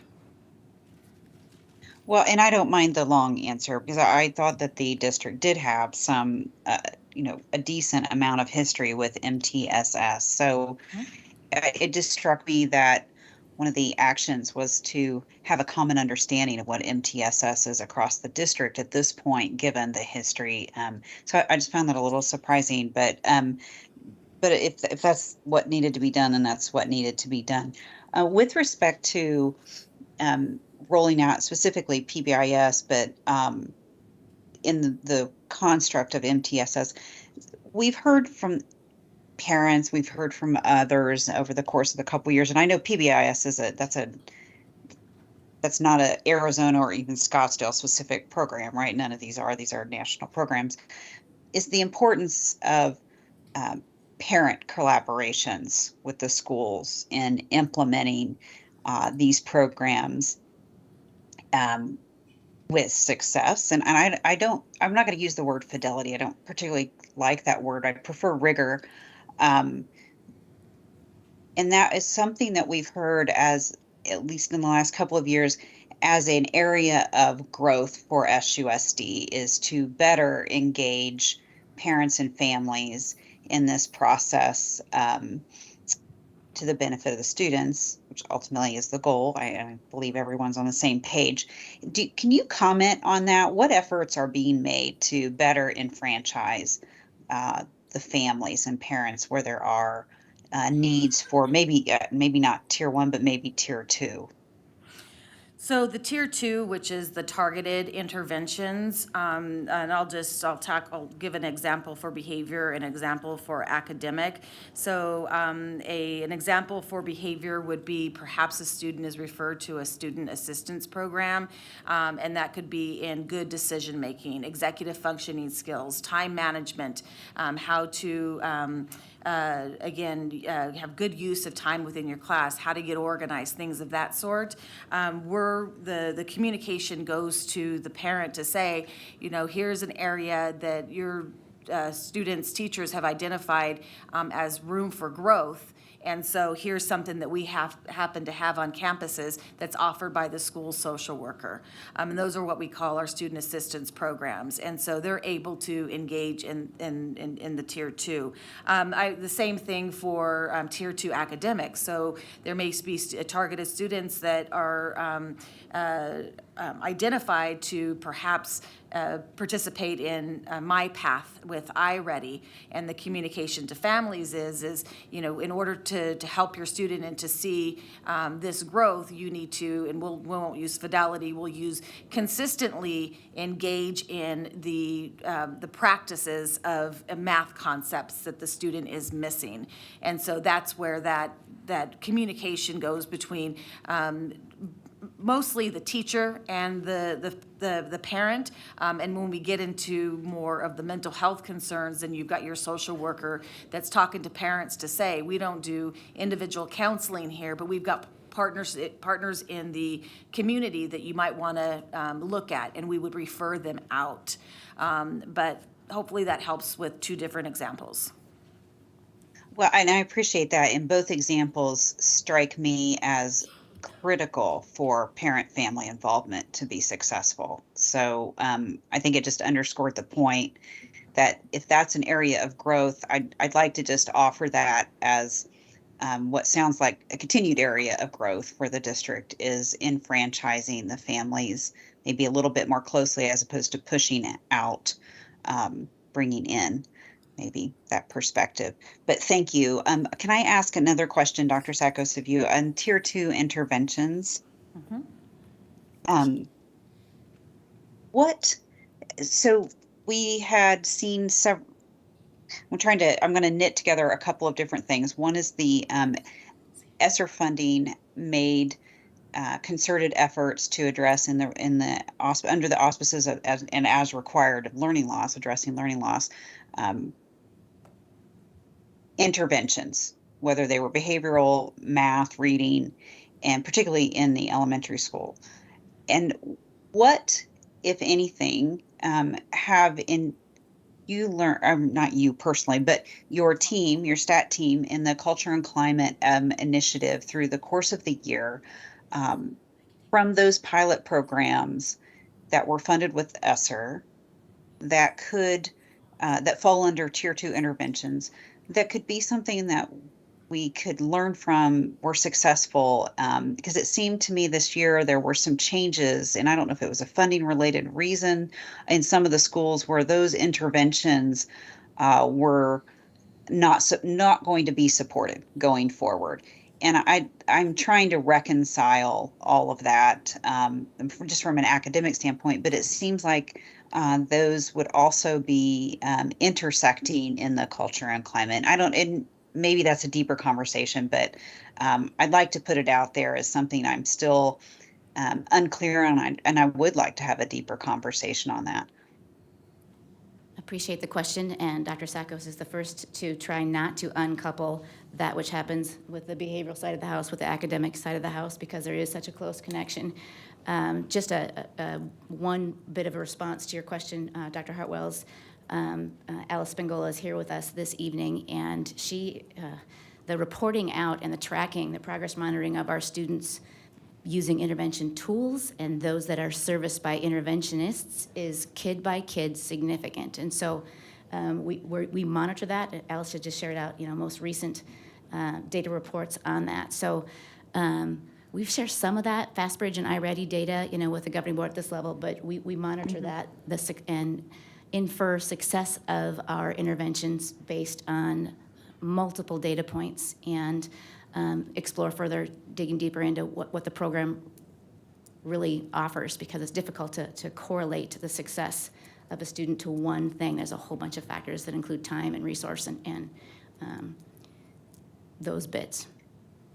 Yeah, and agreed. And I'm not suggesting that anyone's looking at these in silos. In fact, I hope we aren't, because that doesn't make any sense. But maybe if we could have not an independent presentation, but just in thinking of how to present the outcomes of addressing the different KPI categories, is show a little bit more of the intersection of these areas. Just a suggestion, I think it would help map some of the successes, and there are correlations across the board, and I think you can already see some of them now. And I will just thank you for the additional data crunching that's taken place over the last week. I know I had asked for some additional data. Dr. Bachna, in my mind's eye, I was envisioning you and your team late at night, a bunch of computers with smoke coming out the back, burning it up. So thank you very much. It was very rich data, a lot to learn, nothing you could really distill into a 10-minute presentation at all. So I'll leave it there, but thank you very much. I hope to continue this conversation in depth. Thank you. Thank you, Dr. Hartwells. Any other comments from governing board members? I have a question about number one when we went through that, the MTSS. So there was conversation about that classroom walkthrough and other things. So aside from providing that district early release, which is not regular and it's not frequent, what are we doing to create that time for teachers and support staff to actually utilize the information that they get and then be able to, other than changing it on the fly with instruction, intentionally change their practices? Middle school, high school teachers could have 150 to 180 kids every day. So that preparation period that they're given, other than to go to the bathroom and catch their breath, there's hardly time to analyze data well. And so what are we going to do? This may be a rhetorical question. Maybe we need to be thinking about specifically what are we going to be doing to allow this time and be creative and innovative so that our Scottsdale standard of excellence is spread across our entire district and not just bits and pieces throughout our district. So I'm sorry, I was looking at Melissa, but it's not directed just at Melissa. I know that she had responded to that particular slide. So what I would like to add to that is some of our campuses have already found ways to have that embedded time in their schools. It's a lot easier with elementary and middle school because in elementary, you can have your grade levels have a common planning period when they go to specials per se, or for instance, at a middle school, you're able to have again a period where your subject level teachers have all of the same time off, or not time off, but the planning periods. Where it gets very complicated is at the high school level, and that's where we need to be creative next year in our year two, thinking about how do we have that embedded time within the school day, not only for teacher professional development and collaborative teaming, but then also for student interventions and enrichment. So that really that has us looking at what do our school schedules look like. It's not necessarily 6 periods a day, all at 53 minutes each with the 5-minute passing. That may not be the model that is really going to get us where we need to be. So our motto with the and I'm the one that has to be told this by my team is we need to go slow to go fast, and really do this tier 1 well. And then in this next year, we're implementing tier 1, but we're also planning for the evaluation of our tier 2 practices. And one example would be when we're meeting with the middle school teams next week, we're looking at this data, looking at the root cause analysis. This is this cohort data. These are individual students. And now we can go back and say, oh, well, let's look at some of the behaviors occurring in that class. Not only maybe the changes in new concepts that we test, but we have to get down to what is the root cause analysis. Yeah. And so what we have to model what we're doing and the expectations that we expect at the site level at our district level. So we're looking at the big picture, looking at how we can provide the right supports and resources for our campuses, and it begins with professional development. Appreciate that, Dr. Sackos. I just want to make one more purposeful connection. Most of the colleagues know that we have applied for 4 different grants that have been available this spring, and we've received one of them. One of them is on the agenda for you to accept tonight. We've got notification that we will be afforded the 3rd, but the 4th one we haven't heard back is the big one, the $50 million one that's really supposed to invite innovation in teaching and learning. And because we know time is an issue, we've crafted that one to enlist more partners to create more space for teachers. So bringing in more partners to be engaging our kids in targeted learning experiences, like in STEM lab type situations, because we have heard from our parent groups that they do like the kiddos in school and learning, and haven't fully supported extra additional time for early releases. So to kind of meet them, our parents where they're at as partners, we wanted to keep the kiddos here, find other learning experiences for them that would allow our teachers to have more time to be collaborating. So that's the 4th of 4 we have not heard back from. Stay Thank you. tuned. And I do really appreciate the conversations that I think are necessary of doing things differently.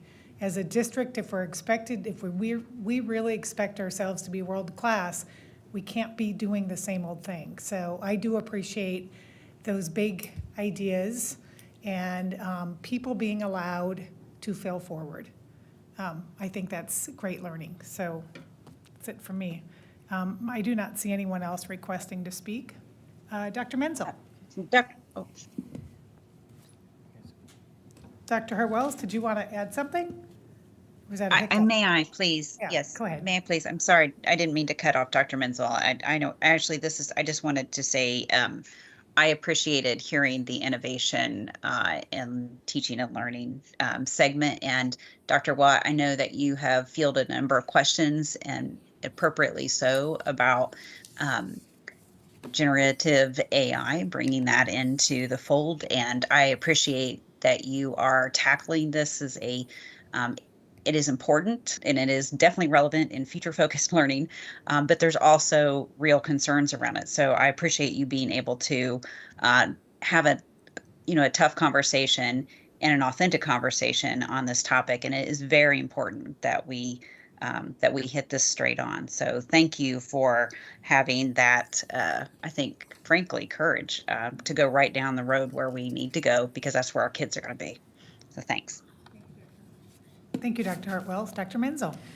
Well, I just want to conclude this segment by thanking our team, Dr. Benson, our STAT co-leads, and every teacher, classified, and support staff member who participated in these teams. This is a culmination of hundreds of hours of work above and beyond, for which people weren't. The gratitude that we give is the product that you see here, but they really are passionate about this work and helping move Scottsdale Unified School District forward. And tonight is just a sliver of the depth of the work that's been done. Dr. Sackos' point about going slow to go fast, it's the flywheel concept, and Jim Collins is good to great. You know, sometimes if you're going to build things the right way, sustained over the long haul, you have to take the time to lay the foundation the right way. And I'm so grateful for the team members who are here and those who couldn't be here but who participated over the course of the last year, because this is an extraordinary amount of work.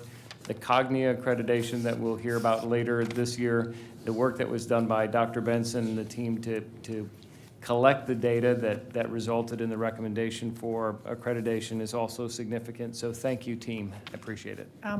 Dr. Menzo, I neglected to include our site and district administrators in this process along the way too, but I see all of the employees of this district is playing an important role in instructional leadership. So thank you to those who are also willing to step out of their boxes and do things a little bit differently, as well as administrators. Thank you.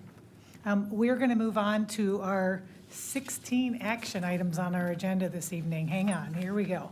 Action item 5A is first, approval of the proposed fiscal year 2023-2024 expenditure budget and call for public hearing. Shannon Crozier. Shannon's going to be up here a lot to begin with. Yeah, I do have a lot of items on here this evening. All right. President Sanowski, Vice President Warner, members of the board, Dr. Menzel, and guests. Tonight we are taking a look at the fiscal year 23-24 proposed budget.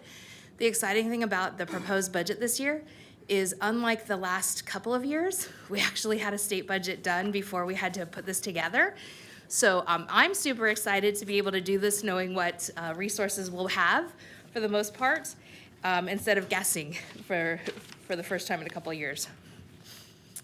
So with that, with the budget development, there are several dates that we are statutorily required to do. One of them being is we do have to prepare a proposed budget by July 5th.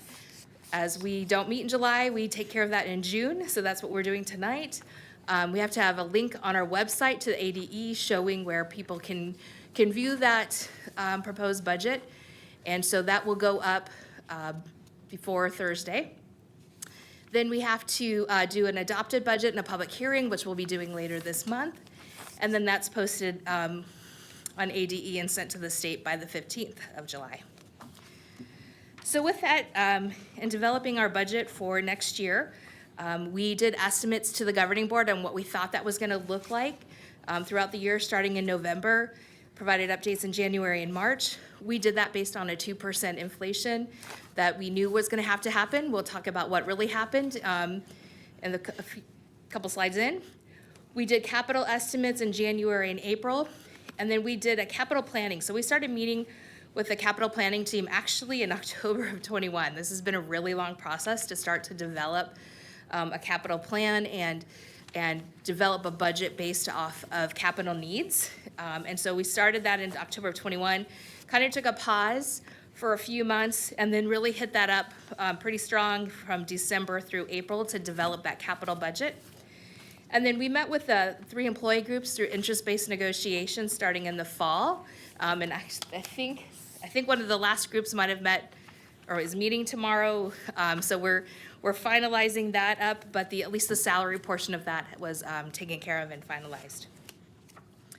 So with that, in developing the budget that we have here, we did do a reduction in ADM of 263. To come up with that number, I take a look at what have we done in the past several years. And of course, COVID years, there's a little bit of a wrinkle into that. But then also looking at what has our trend been for this year. Our trend this year was better than it has been, so that's a positive. So that number was developed looking at what has our history been with ADM, and then what was really for this year. We are funded on current year ADM, so this is we put forth our best guess of what we think is gonna happen for next year. Base level of $4,914 and some change, which is an increase of $139.44 from the prior year, so nice increase there. Teacher experience index increased 0.002, and if you're like me, you're looking at that thinking, how much could 0.002 really increase the budget? Oddly, the smallest little increases there really do play a strong role in our budget and what that looks like. And what that's really based off is saying, what is the average experience of our teachers in our district? How does that compare with the state? And if you have a higher experience, then you get some additional funding for that. Unfortunately, state retirement is going to increase for next year. That's kind of a bummer because they decreased it for this year just to turn around, and it's like the same amount that they had decreased it this year for. So we got a 1-year reprieve on that, but unfortunately, it's gonna go up next year, which sadly impacts us, but it also impacts our employees. So that's about $140,000 increase that we had to think about with the budget. So I said that the state fortunately has a budget that was done early enough for us to factor that in here. So this kind of looks at what changed between March when we presented and said this is what we'd like to, what we think the budget is gonna be, and to move forward with offering contracts out, and now we know what actually happened. So this takes a look at what those changes were from March to now. The base level, we estimated at 2%, and that's based off of a requirement. Inflation for Arizona is more than 2%, so the state was required to do at least 2%.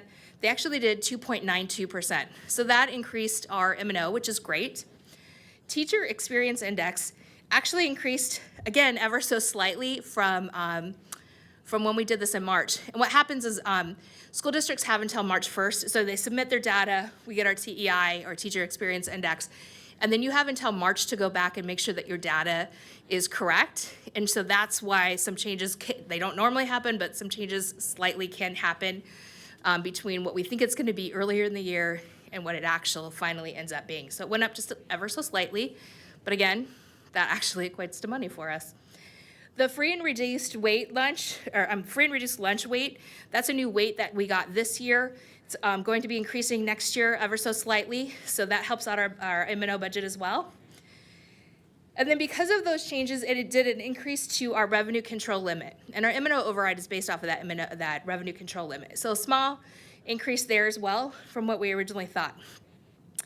And then within the budget that the state passed was an allocation to school districts of one-time money. So it is one time, we have it next year, that's it. That is estimated to be about $5.5 million for us, which is huge. But again, one-time money. So we have to be very strategic in how we use those funds.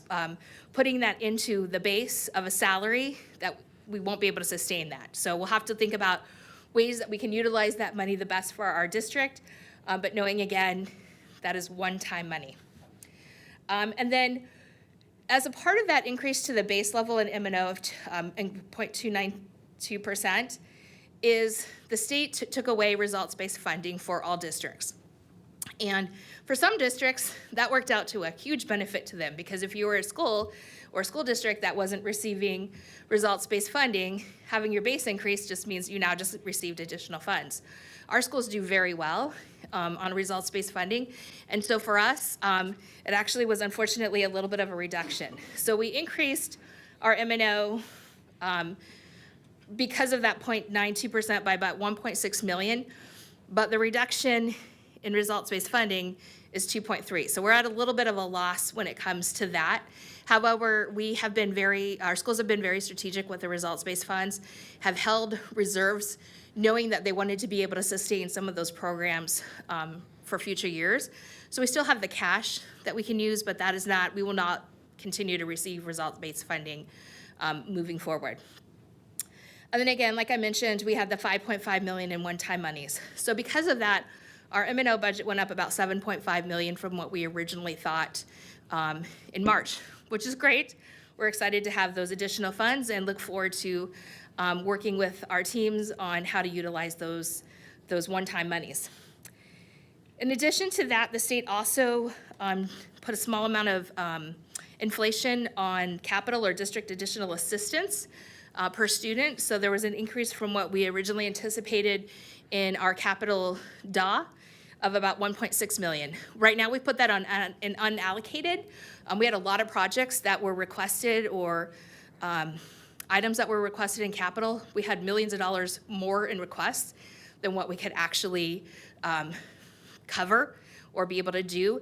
So we have that in unallocated, and we'll look at, as we get through the year, are the estimates for the prices, are they accurate of what we thought what it would cost to do the things we wanted to do for capital, and then we can start to look at what other things maybe did not get placed on that capital plan that we can now take care of because we have these additional funds.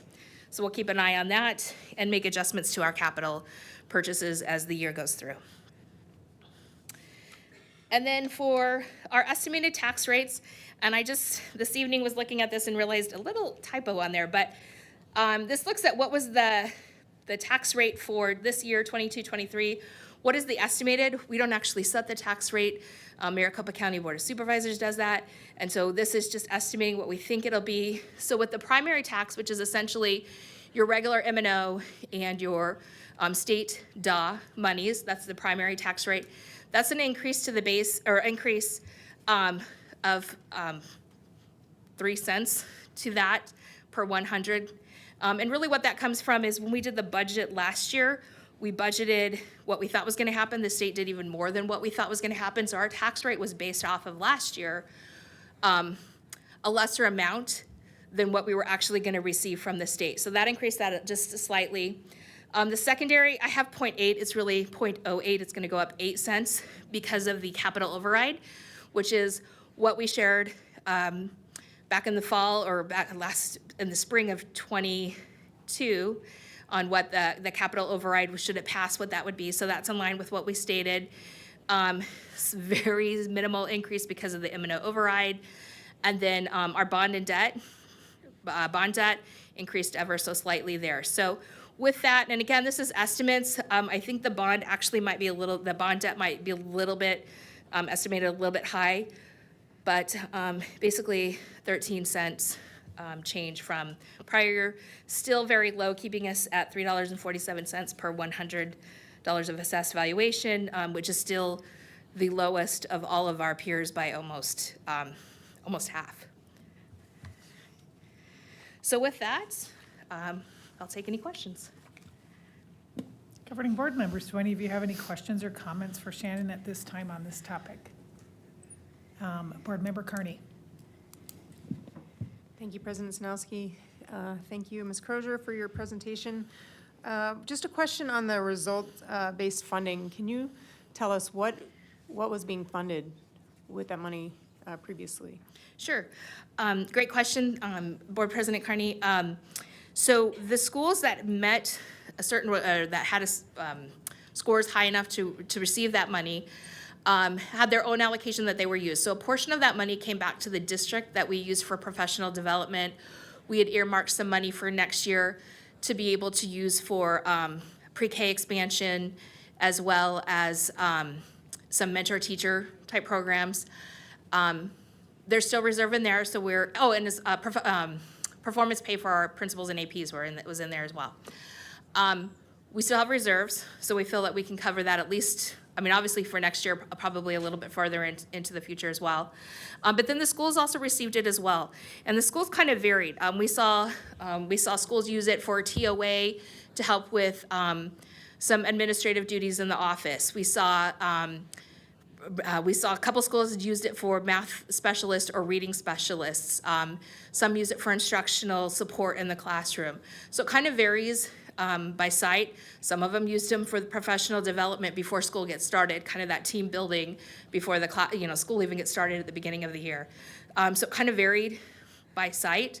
One of the things that we're gonna have to do and take a look at, and we knew we were gonna have to do that anyways, because ESSER will be going away, is really taking a deep dive into what are all the positions we have across the district, where are they funded from, and what stays and what unfortunately doesn't stay.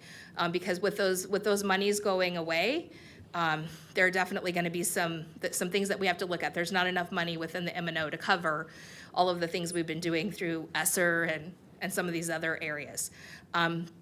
So we'll have to this year will be taking a look at what's there and what do we really need to focus on, making sure that we keep it, and what might have to change. Okay, thank you. Mm-hmm. Any other questions? Dr. Hartwells, do you have a question for Shannon on this topic? No, I do not.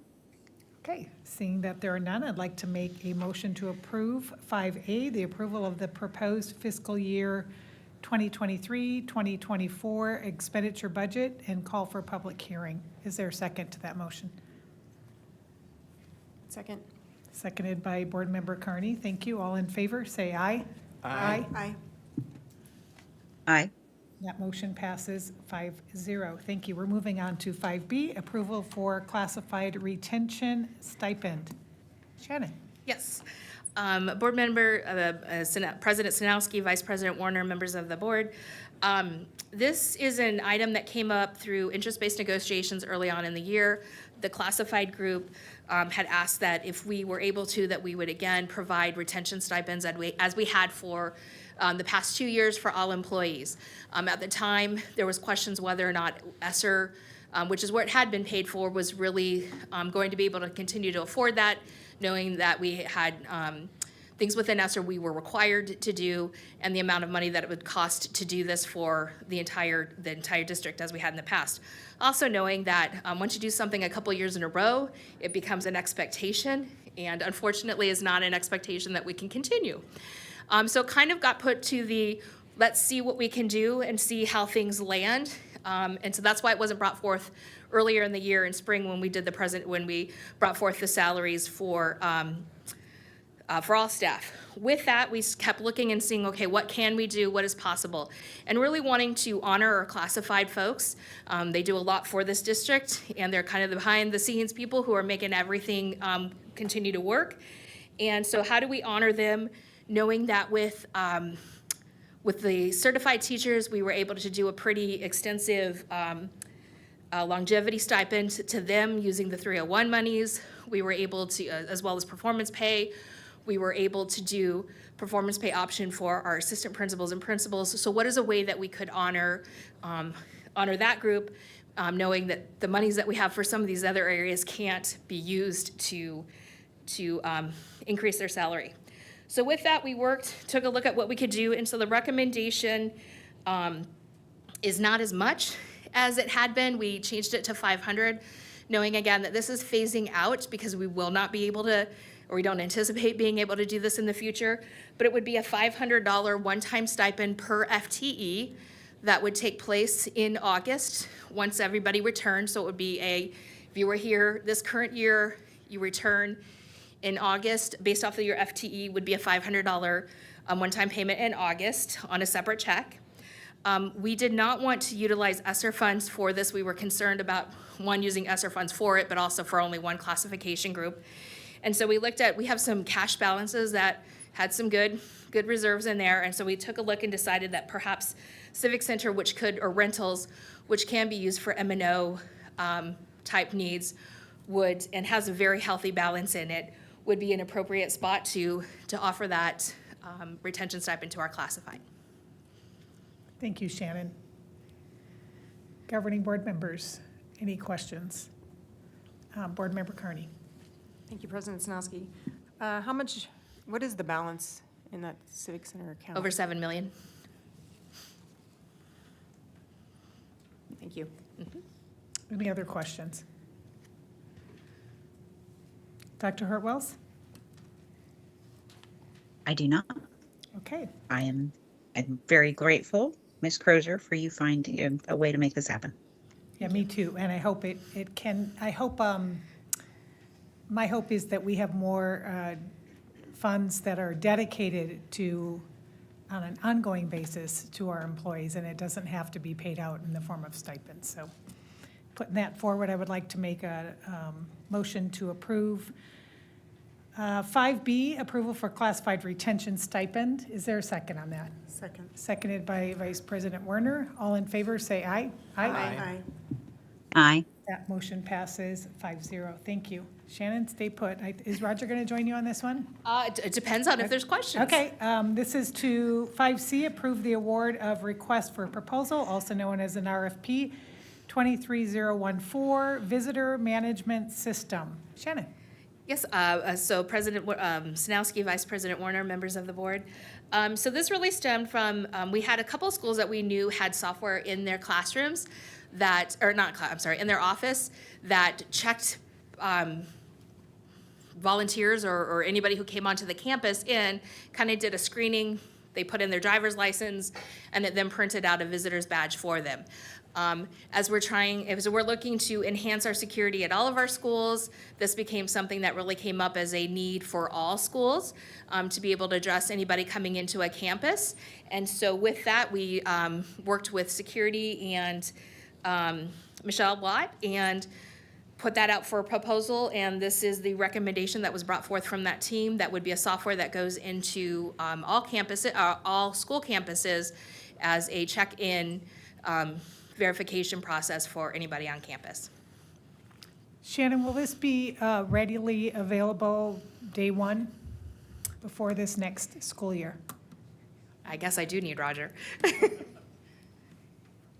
evening, Governing Board President, members of the Governing Board. This would be a phased implementation. Okay. The plan would be to implement the volunteer portion first, which would be available at the beginning of the school year, and then implement the rest of it in the first quarter of the school year, because there is equipment that would have to be delivered and training that would have to happen. So a portion, yes, all of it, no. Question for you, maybe you're to answer this. What if someone does not have a state-issued ID? That's a great question. I do know the answer to that one, too. Good. They would still put in like their basic information, their home address, name, that type of information. And my understanding is that it would still go through as a quick check. So even if you don't have a state-issued ID, you would still be able to use the system to check in and have it do a real quick scan. It's good to know. Yes. Thank you. Board Member Werner.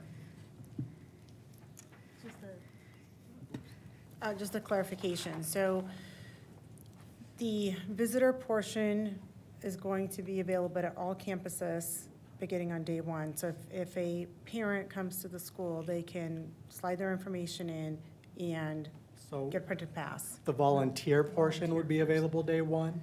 The visitor portion would not. The visitor portion would be a phased implementation as we're able to get the equipment. Okay, and what's the timeline for that? It would probably all be throughout the first quarter of the fiscal year. Okay, thank you. Any other questions? Oh, Board Member Carney. Thank you, President Snowski. Can I ask you, how many schools currently have this system? What, 3, 4? Oh, this system, none. I know there's a system, I know Copper Ridge has a system in it. I think there's a couple of schools that had put that in outside of us, but not this particular system. This would be a new system for all schools. Okay, so this will be replacing what the other schools are currently using? Yes, So all schools will we'll be on the same system. be on this. Okay, and will this also then cut down on volunteers, the process for volunteers to be approved? Because I know we've had a lot of people complaining about how hard it is to get down to district office during the hours to get approved to volunteer in the classroom. Is this going to change anything with that process? It will. So the volunteer portion,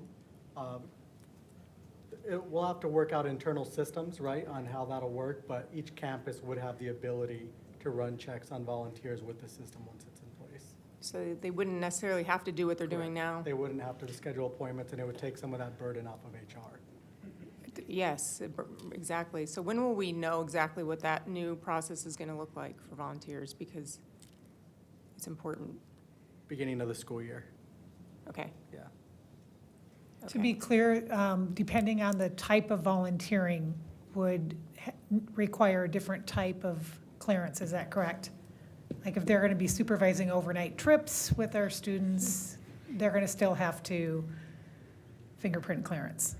Board Member Sinowski, or President Sinowski, yes, they would still, if you're going as a chaperone on an overnight trip, there's a more in-depth screening that we do to make sure everything is okay before we send out on a field trip. One of the things that we've talked about that I think will bring some of this more to the surface is what's a volunteer really and what's somebody who's just on campus Sure. helping Visiting. out, Yeah. visiting. Yeah. They're helping out with things, but they're visiting. And I think that will help eliminate some of the burden that's been placed by just calling everybody a volunteer when maybe they're just visiting on campus that day, helping out in like the office. So we anticipate this'll cut the burden for HR and the process for our parents significantly. Excellent. Vice President Werner. So do you feel that you have the tools and infrastructure in place to implement this fairly quickly? So IT, like all the people that are involved in installing and implementing the system? We do. So Michelle was very involved in the evaluation, and so was Josh. And they were confident. They both recommended this solution. Okay, that's great. I know that it's an exciting new tool for our schools to have and to help our parents and volunteers get on campus. Dr. Hartwells, do you have any questions on this particular item? Thank you, Board President Snowski. I do have one question. Who has ownership operationally over this system? Board Member Hartwells, it would be the district that has the overall ownership of that. It would be Josh and Michelle. Yeah, so that would be So Josh. IT? Josh and Michelle, kind of a split between security with Josh and IT with Dr. Watt. Okay, so they're going to share the responsibility for rolling this system out and maintaining it, operating it? Yes. Okay, I would just ask that we make sure that that's clear before it gets rolled out, that there is clarity on who's the tech support. Absolutely. Thank you, Dr. Hartwells. Seeing that there are no other questions or comments on this particular item, I think it's a great idea, by the way. I'd like to make a motion to approve the award of request for proposal 23014 Visitor Management System. Is there a second? Second. Vice President Werner seconds that motion. All in favor, say aye. Aye. Aye. That motion passes 5-0. Thanks. Let's go on to 5D. Approve the use of Strategic Alliance of Volume Expenditures Save contract for the purchase of supplemental education resources. Shannon and Roger, I guess, are up on this one, too. No, I think this is Dr. Dodds, Yep. Karen. Is it? Okay. Yes. Dr. Dodds, Karen. Thank you, Dr. Menzel. Dr. Dodds, Karen's going to get us started on this. I'm just checking to see if our technology team can pull up the PowerPoint or slide deck that she's prepared to help us. Thank you. Certainly. Good evening again, President Sanowski, Vice President Werner, members of the board, Dr. Menzel, Gladys, and all present. I want to give a brief update on Capstone, just to provide some information about Capstone for clarity purposes. A little bit of information about Capstone. SUSD has been utilizing Capstone for more than a decade.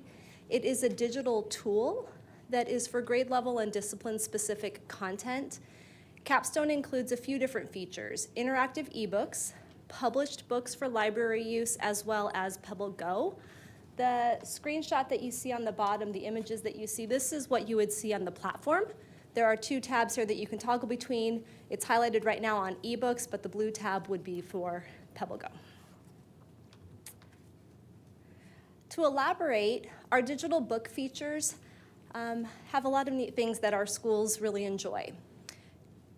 Capstone digital books are accessible for all students and teachers grades K-5, 24 hours a day, 7 days a week. It's unique that there is a multi-user feature that is simultaneous that don't require holds. So some of us, when we go to the public library, we're longing for that book, but we're on the list, waiting for somebody to turn it back in or for that digital book to be available to us. Well, with the Capstone ebooks, they are available for all kids at all times. So all students could be reading the same book in second grade across our school district if we so choose, or a teacher could have their entire class reading the same book. There's also an audio function with a professional voiceover. And this is neat, especially for our younger kids when they're learning to read and they're listening for fluency, they're listening for intonation from really good readers. It's a nice model for our students, as well as the neat feature of sustained reading. So in using these ebooks, children can read for longer periods of time. Equally important, however, are the alignments between our grade level standards and our reading units of study. So illustrated here is, again, a screenshot of our ebooks, and the corners on the left and the right, you'll see that there is a 4th grade unit aligned for Emma's New Beginnings, and then on the right, there's Hansel and Gretel for 2nd grade aligned standards for a reading unit of study. And then in the middle, just wanted to highlight that there are high interest books for our students to also select from. In addition, with Capstone, we utilize Pebble Go. This is designed for students and teachers to use in K2, but it is available for kids in K5. It too is accessible 24 hours a day, 7 days a week. This is primarily a source of research for kids who are doing projects for nonfiction research. There is also an audio function for guided reading, and more common topics for SUSD based on our usage reports are animals and biographies. And as I just kind of shared on the ebook screenshot, you see that there are alignment between our reading units of study. We also see quite a few units of study for 1st grade associated with sciences. And specifically, I took note of all about rainforest, all about the desert, songs about animal adaptations, things like that. That can be found on Pebble Go as well. In terms of managing content, currently our teachers, our instructional coaches, and our librarians are selecting the resources that would supplement or add to what teachers are doing for their standards-based content learning. Parents may always opt a child out of the use of any of our tools, just like they could for any lesson, and we would provide an alternative assignment or an alternate resource. Right now, as a district, we have the ability to turn things off, and we would do that as an entire district, so we would eliminate it for the whole district. We don't currently have the ability to individually, by student, turn things off. In terms of future practice, we want to continue to work with Capstone, receive their monthly notifications via their newsletters of what is being added in terms of their content. And also, you might remember that earlier this year, the state put into effect a new law related to our library books. So the ebooks through Capstone also would fall under that library law as well, where we would post for 60 days. This year we haven't added any new since that law took effect, but they too would fall under that same expectation that we've set forth in our library procedures. And with that, any questions or comments that you might have? Thank you, Dodds. Karen, governing board members, any of you have questions or comments on this topic?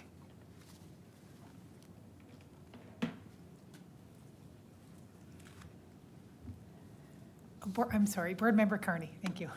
I was seeing this.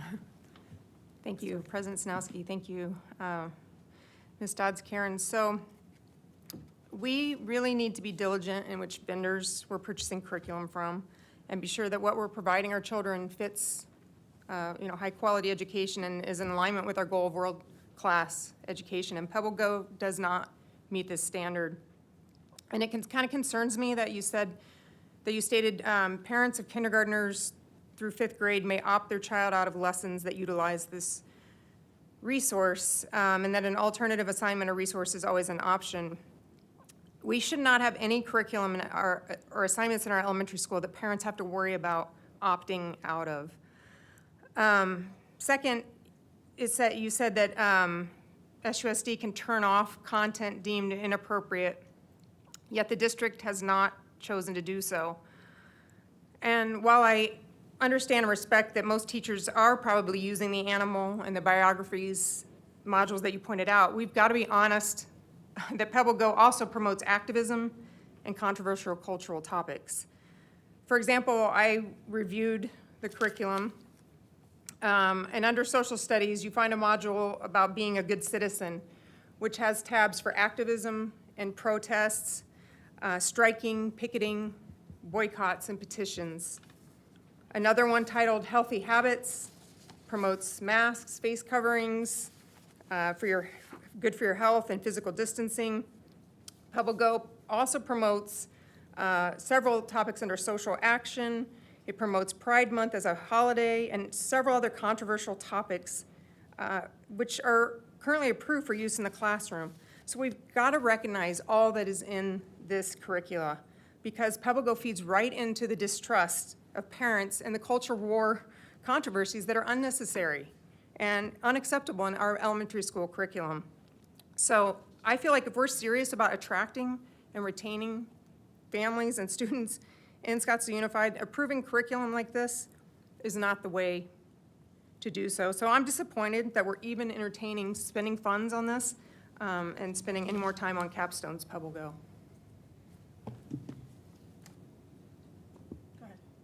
No, I have my mic on just to see who's next. Board Member Warner. So PebbleGo has been a hot topic in our district for many, many months. As a matter of fact, Dr. Menzel and I had a conversation about it in our first one-on-one meeting, specifically to the gender ideology under the family plan section. And I actually believe you were a little taken back by what I was sharing with you at the time about a parent is someone who, or a father is someone who identifies as male, a mother is somebody who identifies as female.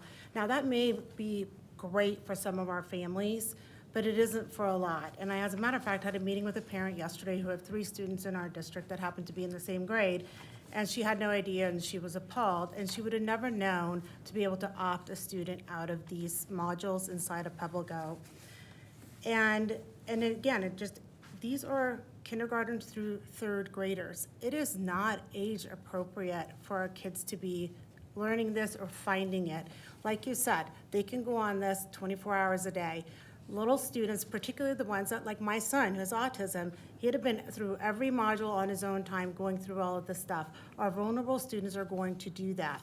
So I think it's disingenuous to say that the district can control and turn off modules, because you haven't. We have spent hours and hours in curriculum review over PebbleGo, and you seem to be fine with it. And our families the majority of our families are not. So it's completely unfair to our district and our customers, because we are here to deliver top quality educational materials to our students. And to be a world-class school district, this doesn't cut it. What was used was the protests. So in the modules of how to be a good citizen, well, if we're teaching our kindergartners through third grade how to be a good citizen, well, how about how to be kind, how to be a good friend, how to be good to your, but not teaching them to protest or picketing and holding up inappropriate signs that are not age appropriate. And that's my biggest thing with this. And so I think we really need to be honest and stop being disingenuous about what we are providing for our students. And I wish it was about the rainforest and the animals. I really wish it was, but PubleGo has proven otherwise. So I'm absolutely against us continuing to use PubleGo, especially since, Dr. Benson, you and I have had many conversations about it. You and Dr. Menzel have had many conversations about it, yet here we are in June, and it's all the same. So you guys are not protecting our kids. You're not doing what's best for our kids, and I'm appalled. Thank you. I appreciate the opportunity to respond. I don't know that there's been a question in either of the comments that have been posed, but I wanted to make sure that the history of how long the district has had PebbleGo is recognized and understood. It's well over 10 years. Shannon and I were actually trying to find the root cause or the root year that it was first adopted and clicked year by year by year, and it's over 10, so we just stopped clicking. But also wanted to make sure, I hear a few comments about the U. We asked Dr. Dodds to provide a scope of what we use from Capstone, so thank you, Dr. Dodds, Karen, for doing so. We also asked Gail Oper to give us the usage data and reports, and we've shared that with the governing board. In terms of PebbleGo specifically, we've had 42,000 animal article views this year and 10,000 science article views this year, so it's utilized by our campuses across the district. And both of the resources, actual modules or lessons that have been referred to, did come to the Supplemental Review Committee earlier this year, and the parents and teachers, while the vote differed, there's not like a hard line, people voting by a line, both of those resources on citizenship and families were approved and seen as appropriate.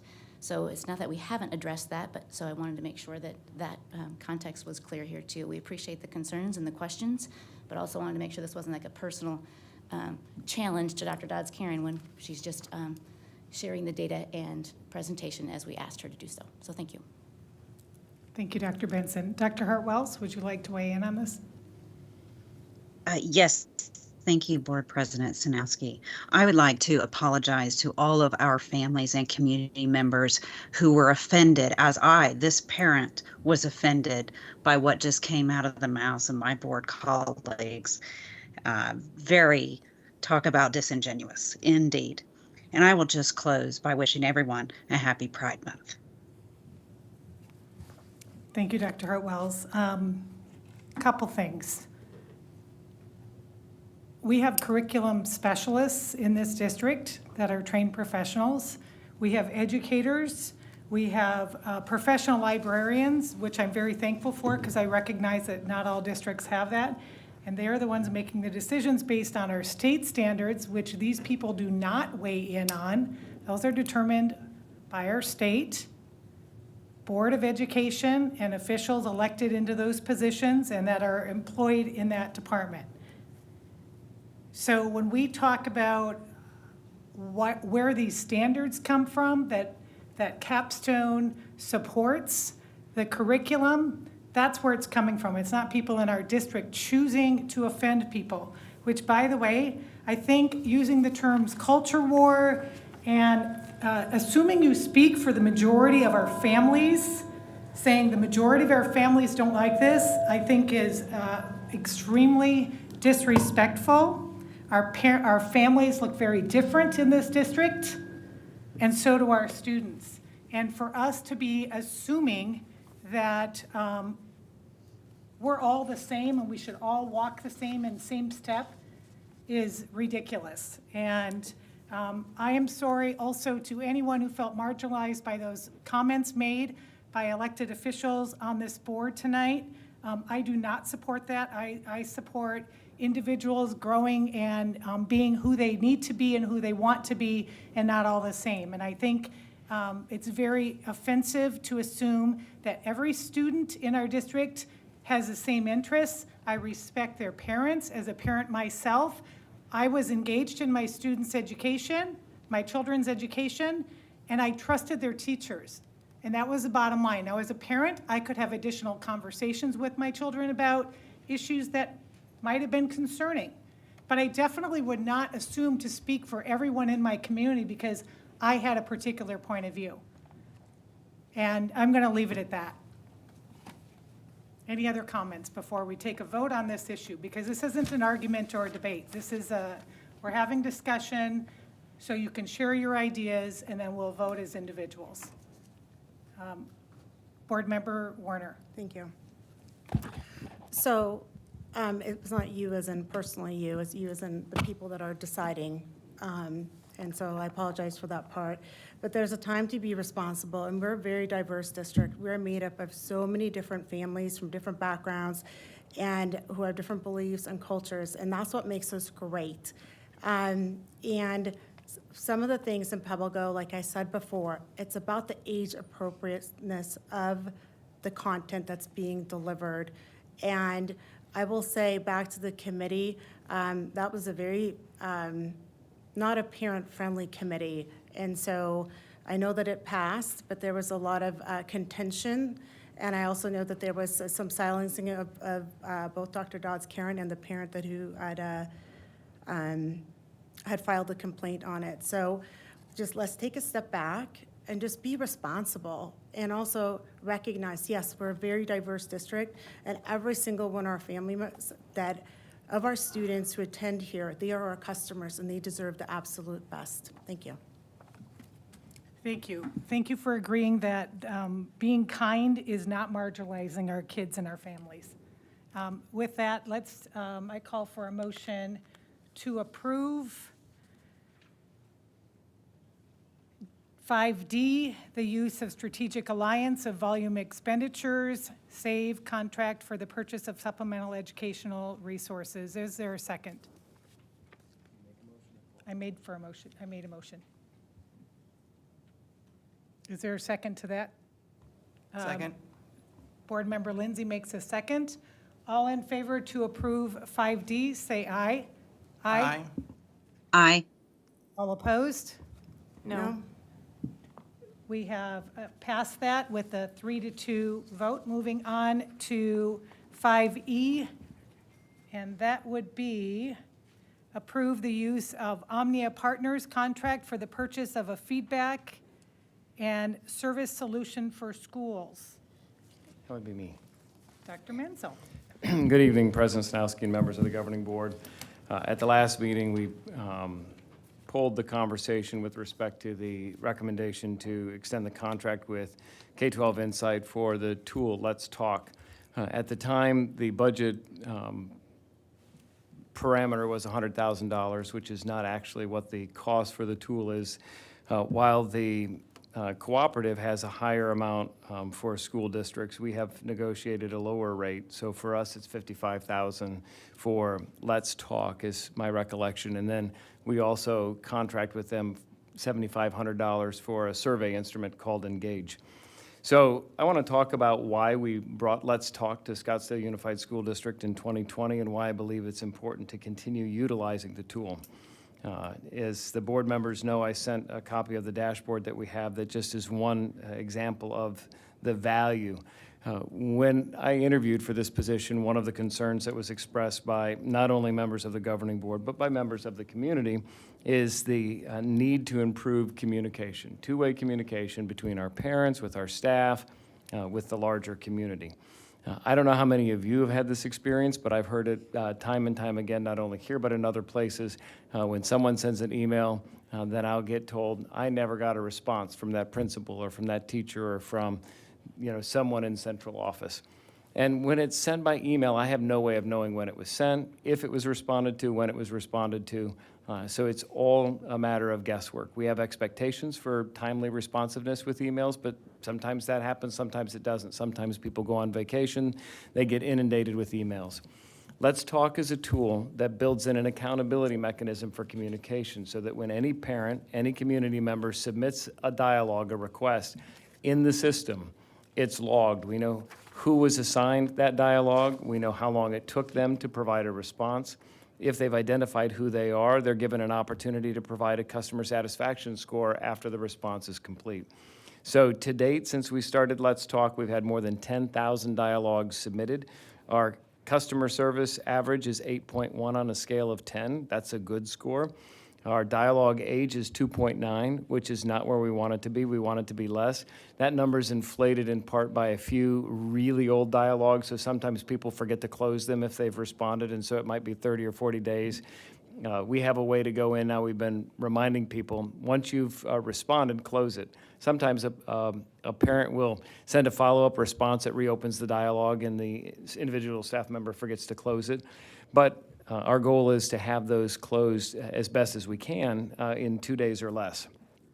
We're able to flag critical dialogue. So if there's certain words that are raised that are ones that identify a potential threat, bullying, harassment, areas of concern, those get flagged automatically in the system. So I have a way, and my leadership team has a way of monitoring what's been asked, what the trend data is, what the concerns are. We do see that there are periods of time where we have higher levels of inquiry than others. Dr. Bachna is the recipient of the highest number of dialogues. That's not a surprise because you've got student information and management records. You have any number of things related to data. I get the second highest number, and then we parcel it out from there. But the ability to manage this system and each building has a place for the dialogue, so it goes to the principals. They can add team members as needed, so you have the right people answering the questions. This builds in accountability with communication for our parents, for our staff, for the larger community. And so with that, I'm happy to answer any questions, but I believe it's an important tool to ensure accountability and communication with our community. Thank you, Dr. Menzel. Governing board members, any questions or comments? Board Member Carney. Thank you, President Sanowski. So I know that you use this in Michigan where you were at the service agency that you worked for and that you really like it. I just think we really need to think about how much money this is costing us, and I really want to see us putting more money into the classrooms and into our students and into our staff. I also think that this takes time away from our administrators having to keep answering questions that could easily be answered at the child's school site. And I think it's really important, we talked about this before, that they are building relationships on their students' campus. And the parents know that they can go to their school administration and they can go to their individual school sites with any questions or problems, and then they can escalate anything that needs to happen to district administration. I just have a question on you mentioned the Engage surveys. Have we used that in the past, or why were we paying for Hanover if we had this? So Engage is a survey tool, or we build the survey. So think SurveyMonkey as another tool. It's not as sophisticated as Engage. So we're able to, so for example, our exit interviews that we send to families when they leave, we do that through Engage. We can do sophisticated branching surveys so that if we send out a template survey, if it's parents, then it can get a set of questions. If it's staff, it can get another set of questions. It's a useful survey tool to gather information that allows us to do the kind of reporting that you want in a way that's easier than a Google Doc or a Google form or SurveyMonkey. So we have been using that. It's a pretty low cost for the power of the tool. And then with respect to the Let's Talk component, there's nothing that stops people from having individual conversations. We always suggest that people address concerns as close as they can to where the problem is. So if it's in a classroom, talk to the teacher.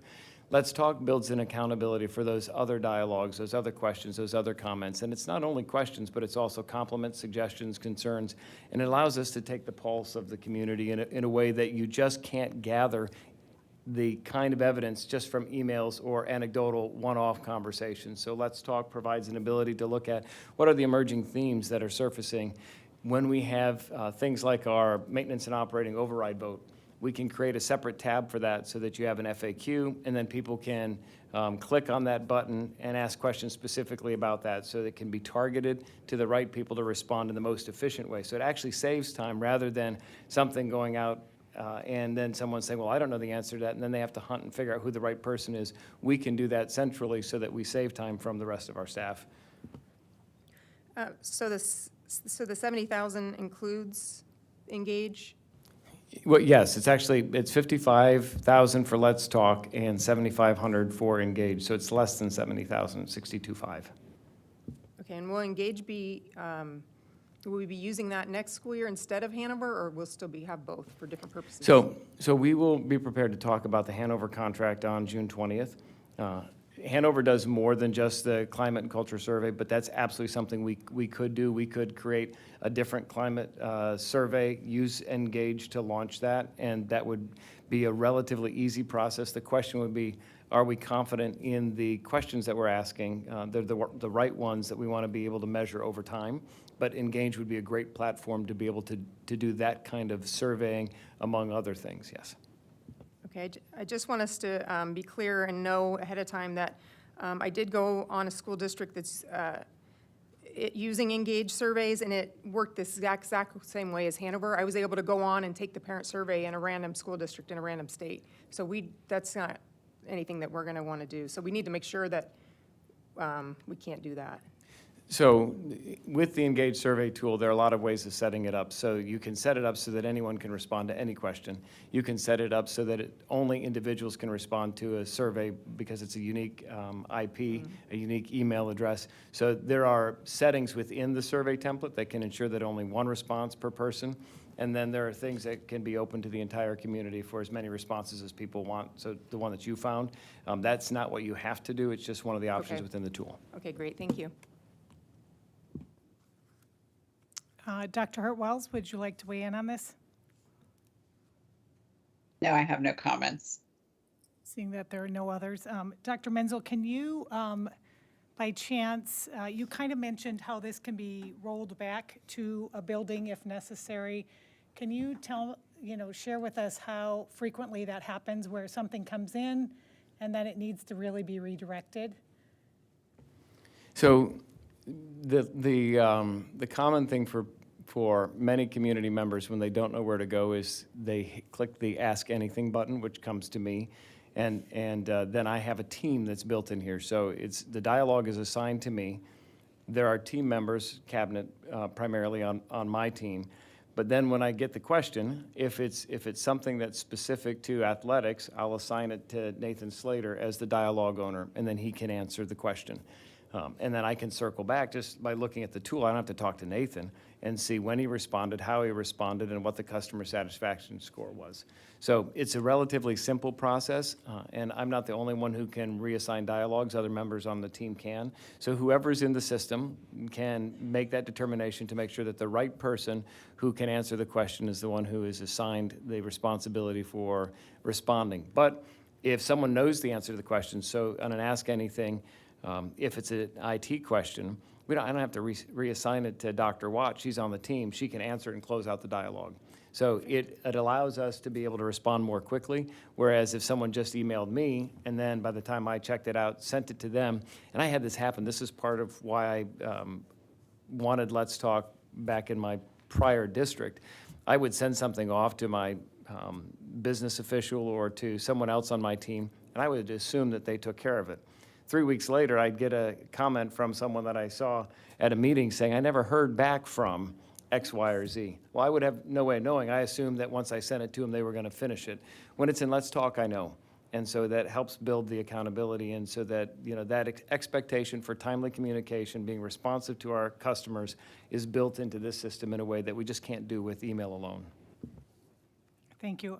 I do appreciate it. I mean, when I hear from our community that we need to be better about communicating, we need to be more timely, and we need this transparency. It takes an investment in a system to support that, and that includes our marketing that we've been doing a good job of, I think, and specifically, this device, although I'm not dealing with it individually, from what I've know and what I've heard is that this is a good tool for us to be supporting. Seeing that there are no other questions or comments on this issue, I'd like to make a motion to approve the use of Omnia Partners contract for the purchase of a feedback and service solutions for school. Is there a second to that? Second? Seconded by Board Member Lindsay. Thank you. All in favor, say aye. Aye. Aye. Opposed? No. All right, moving on to action item 5F, approve the use of Mojave Educational Services Cooperative Contract for the Contracted Transportation Services District-wide. Who's on this one? Shannon, okay, good, thank you. Yay. Board President Sanowski, Vice President Warner, members of the board. I am doing a phone a friend and bringing up some extra support here for this one. For this particular item, it was pulled at the last meeting, and so we have provided the governing board with some more information in regards to the use of the various contracted services that we use for transportation. Obviously, it would be our desire to not have to contract out any of our transportation services. However, with a bus driver shortage nationally, as well as in our district and districts across the state, unfortunately, that's the reality that we're in, is having to use the services. So this is one of 4 various contracted services that we have utilized. And so with that, we'll take questions as to what there might be for this. It's good to see a movie star here with us today. Thank you. Mr. Jacobson, thank you for being here. Thank you. Are there any questions for either Shannon or Mr. Jacobson on this particular topic? Board Member Carney. Thank you, President Sanowski. I just want to say before we get into this, yesterday I was taking a walk around the neighborhood and I saw 2 big yellow Scottsdale Unified School District buses come by, right? And I just don't want us to lose sight of that being awesome marketing, right, for our schools, because it's an iconic, symbol of public education. And so I just know that we're struggling to find bus drivers. It's a nationwide problem, right? And I get that, but I really, really, really want to make sure we're doing everything we can to use our yellow and white buses. On Hop, Skip, and Drive, I am the mother of a special education student who has been transported by Hop, Skip, and Drive this past school year, so I've got personal experience with this vendor, and I've also read the emails that we've received from parents who had positive and negative experience. It is unfair, though, of us to put a young, vulnerable student in someone's random personal vehicle and have them Ubered to and from school. I mean, our special ed students need and deserve consistent drivers and safe modes of daily transportation that have cameras even in them. Parents have got to feel comfortable putting their child in our district transportation each day. And I'll say for personally, as our school year progressed, that my son did end up having kind of 2 main drivers that were wonderful. But I've got screenshots of tons of random drivers that would come pick him up, and it's very uncomfortable as a mother. It also was very chaotic for teachers, that sometimes the drivers could never find them. They didn't know where to pick them up, and they would have to wait there with the student until they got picked up. So I understand we're in a predicament with drivers, but the Hop, Skip, and Drive needs to be our last option. After we've exhausted all of our other professional, local, special ed transportation companies that we already work with. So that's where I'm at with that. I agree with you 100%. We have a couple vendors that are local vendors that we use. They use vans that are wrapped and marked.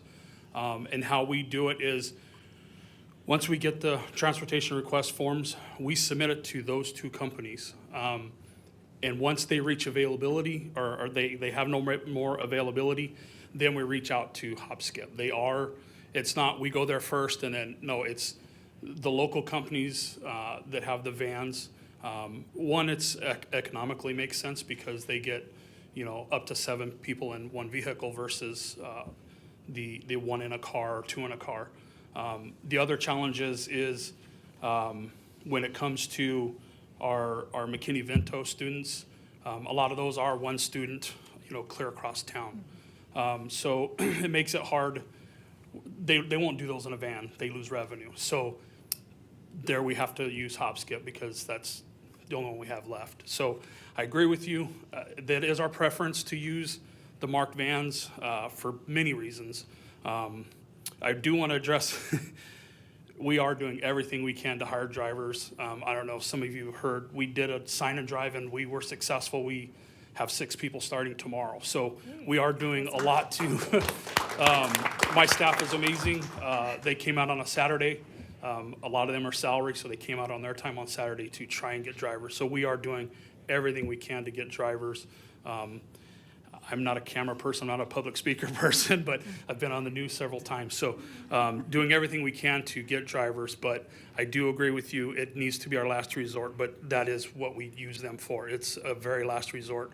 We use the other companies first. I did reach out to Care Transit today. They did say they will be able to help us significantly more than they did last year. They want to help us more. They're in the process of buying some more vehicles, hiring some more drivers. So we'll continue those talks, but there's companies that we send out to first just because of the economical factor and the identification of the vehicles. Do you want to address, in the conversations as well that David had today with the other vendor, one of the things that came up is that they too are going to be providing more, or purchasing more cars and going again to that car model where it's tracking, more Uber-esque as the other companies are, but that is one of the ways that they're trying to also be able to provide more services to them. Yeah, Care Transit is hoping to roll out a parent app this summer, I was told, which will be just like the parent app that the other vendors are using with their sedans that they're bringing on. I think, yeah, and I think that's the one-on-one, I think is fine. It's the consistency of the driver, that can make the students scared, make them anxious, make them nervous heading to school. And so that maybe would be a good option if it's more of a consistent driver that a parent and student can expect. That would be awesome. So in my conversations this morning, I had a year in review, oddly enough, with Hop Skip this morning. They are rolling out, it's not out now, but where parents can opt to narrow it down to 3 drivers is what I was told, so that the students would see, because that was my concern too. Any change for some of these students, it throws their whole day off. And so that was one of the questions I had for them is there a way that we can narrow that down? And they have told me they are rolling out where parents can opt to have certain drivers or rate their drivers, like I want this one over, type of a thing. That's what they told me they're rolling out this summer. So I'm hoping that comes through. Okay, well, I want to thank you so much for what you're doing and for your thoughtfulness in this and for just listening and doing your best, and so we appreciate that. Board Member Warner. So I do want to acknowledge, I received 4 emails from SCORE parents who had very great things to say about Hop Skip Drive, and I'm hopeful for their confidence, and I understand these kids are older, so it's definitely easier for them. We do have an incident, and I'm bringing this up because I had a conversation with Dr. Menzel about this, and it's still not resolved. And so there was an incident with a special ed nonverbal student in 3rd grade who was kicked, scratched, and had his hair pulled and had his face slapped.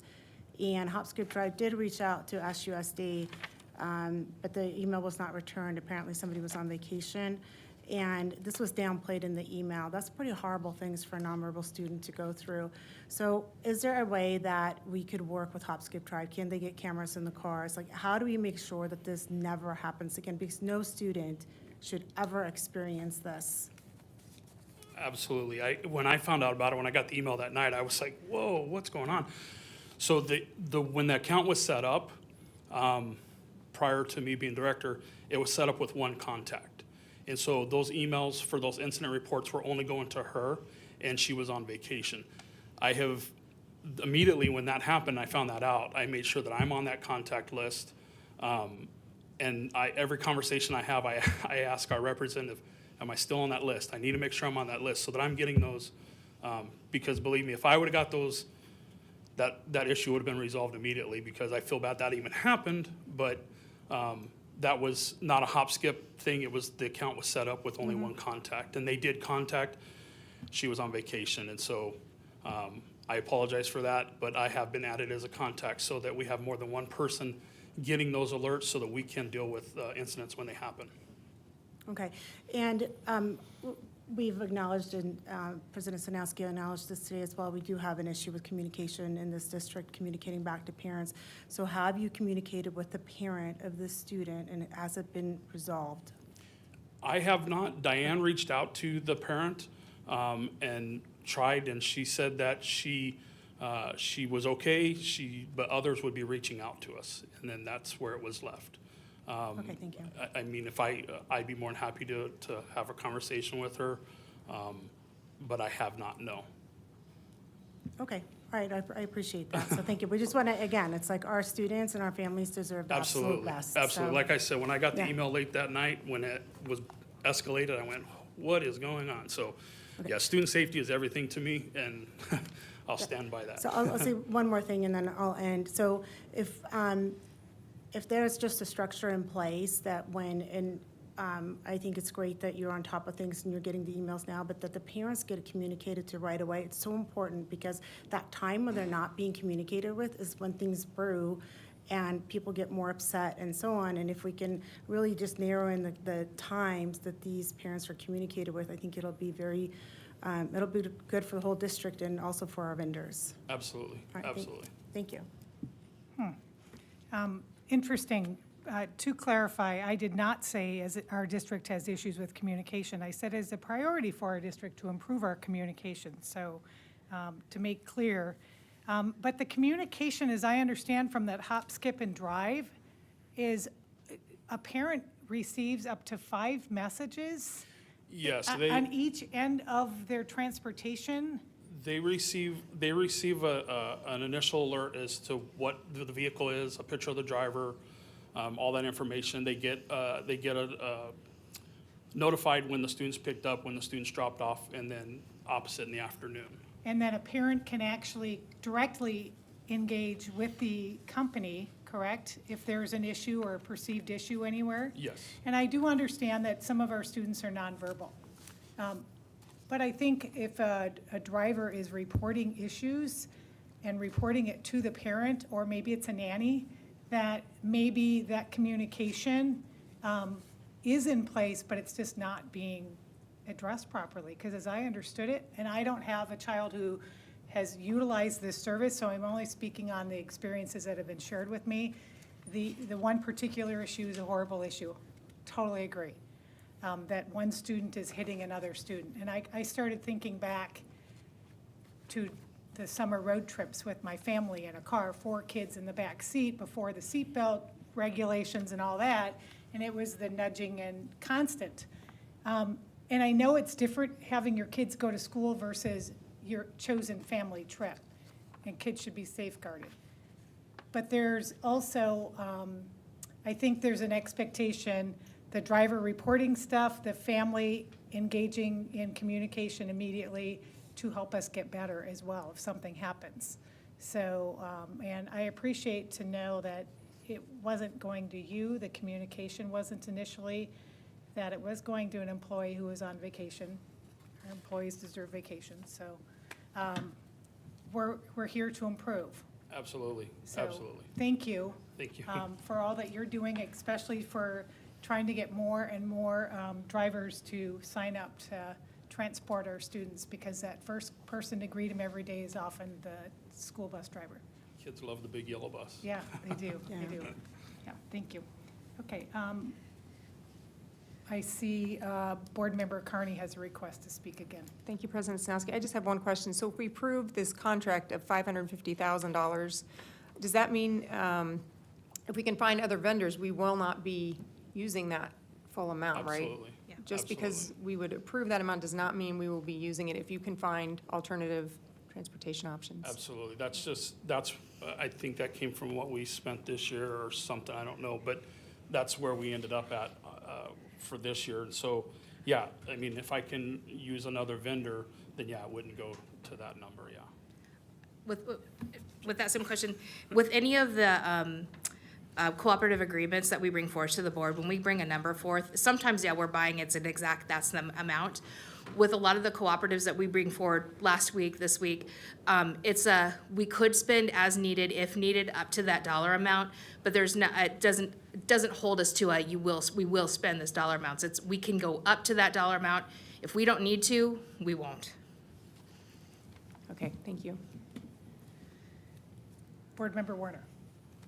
So I just wanted to redirect a little bit. So the app notifies the parent when they pick up, drop off, and so there's a notification that they receive.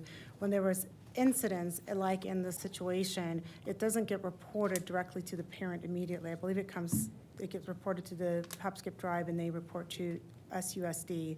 So, and that's just, and again, I'm supportive of doing the best for our kids, but I want to make sure that everybody out there knows that this was not I know that the driver ultimately reached out to the parent, which is how this all came about, but we just want to ensure that we have top communication with our vendors and that our vendors are taking care of our students. Thank you. Seeing that there are no other requests, I'd like to make a motion to approve this particular item, and that is 5F. Thank you. Approve the use of Mojave Educational Services Cooperative Contract for the Contracted Transportation Services District-wide. Is there a second to that motion? Second. It's seconded by Board Member Lindsay. Thank you. All in favor, say aye. Aye. Aye. Opposed? That motion passes 5-0. Moving on to 5G, personnel action items.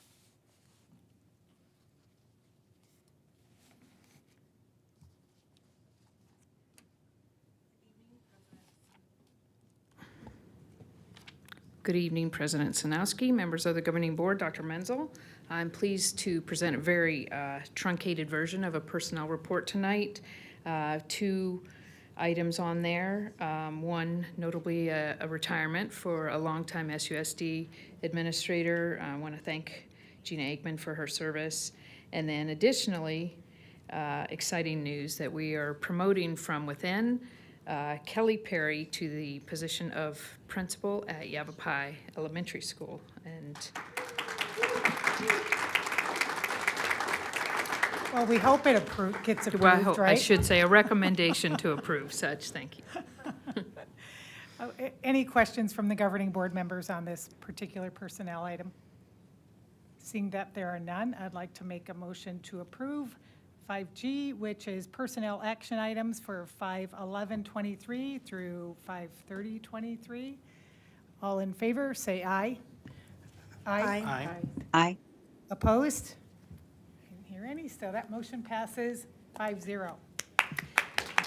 Yes, if I may just quickly, Ms. Perry is in the audience with her husband, so congratulations. If you want to stand up so we can embarrass you appropriately.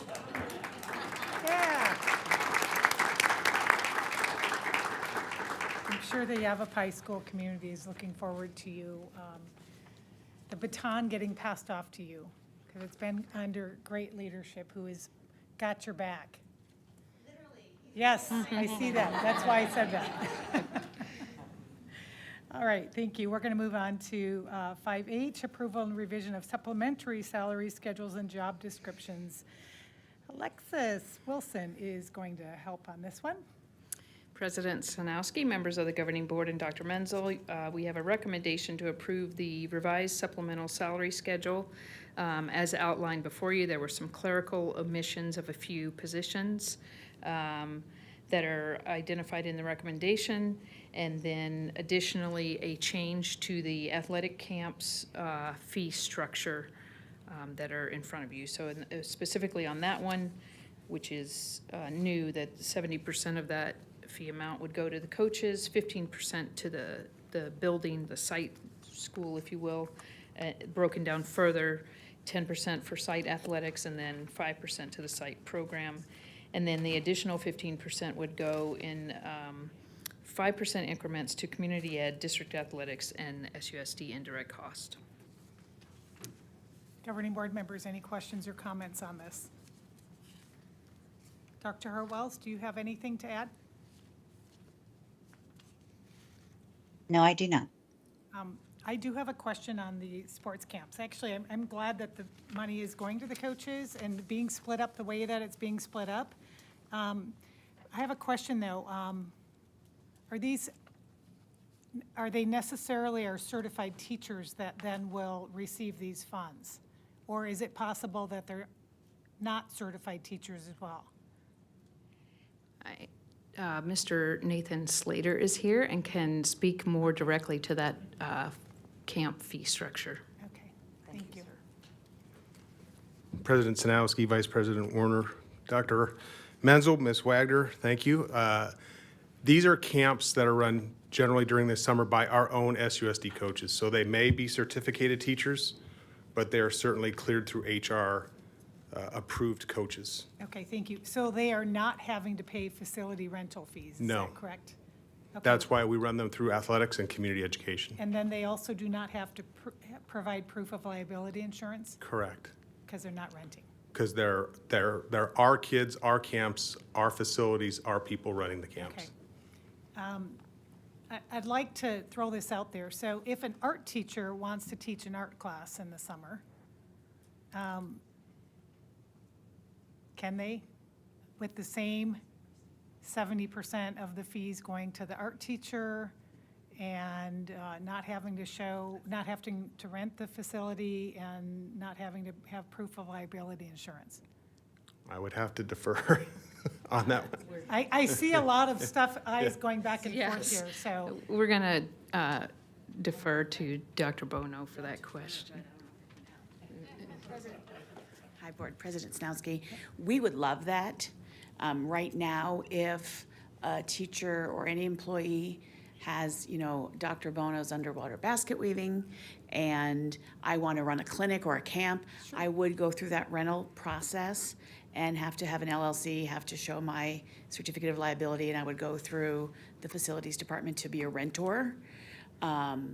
If I want to teach a class if I want to do a tutoring session, let's say I want to do some enrichment or intervention, I'm paid at it's a flat rate of $30 right now. July 1, it'll be $35. That's different than what our camps are paying for athletics. So let me rephrase that. If an art teacher wants to hold an art camp, and I'm saying this with sincerity because we've had teachers that have wanted to provide their expertise to our students over an extended period of time, but they have to fall under the rental and the insurance, and it just becomes this not worth it to the individual. I would love that if that was something we could explore to offer enrichment opportunities to empower our own math staff. camp. Correct. I would love to explore that at the same rate that we are empowering our athletics. Me too. It's kind of why I brought that up. I do like the idea of doing something different. I've said that earlier, but I think we need to be open-minded moving forward on making sure that it's not just about athletics here, that this structure can also apply to other employees and their skills they want to share with our students in our community. Okay. I see no one else requesting to speak.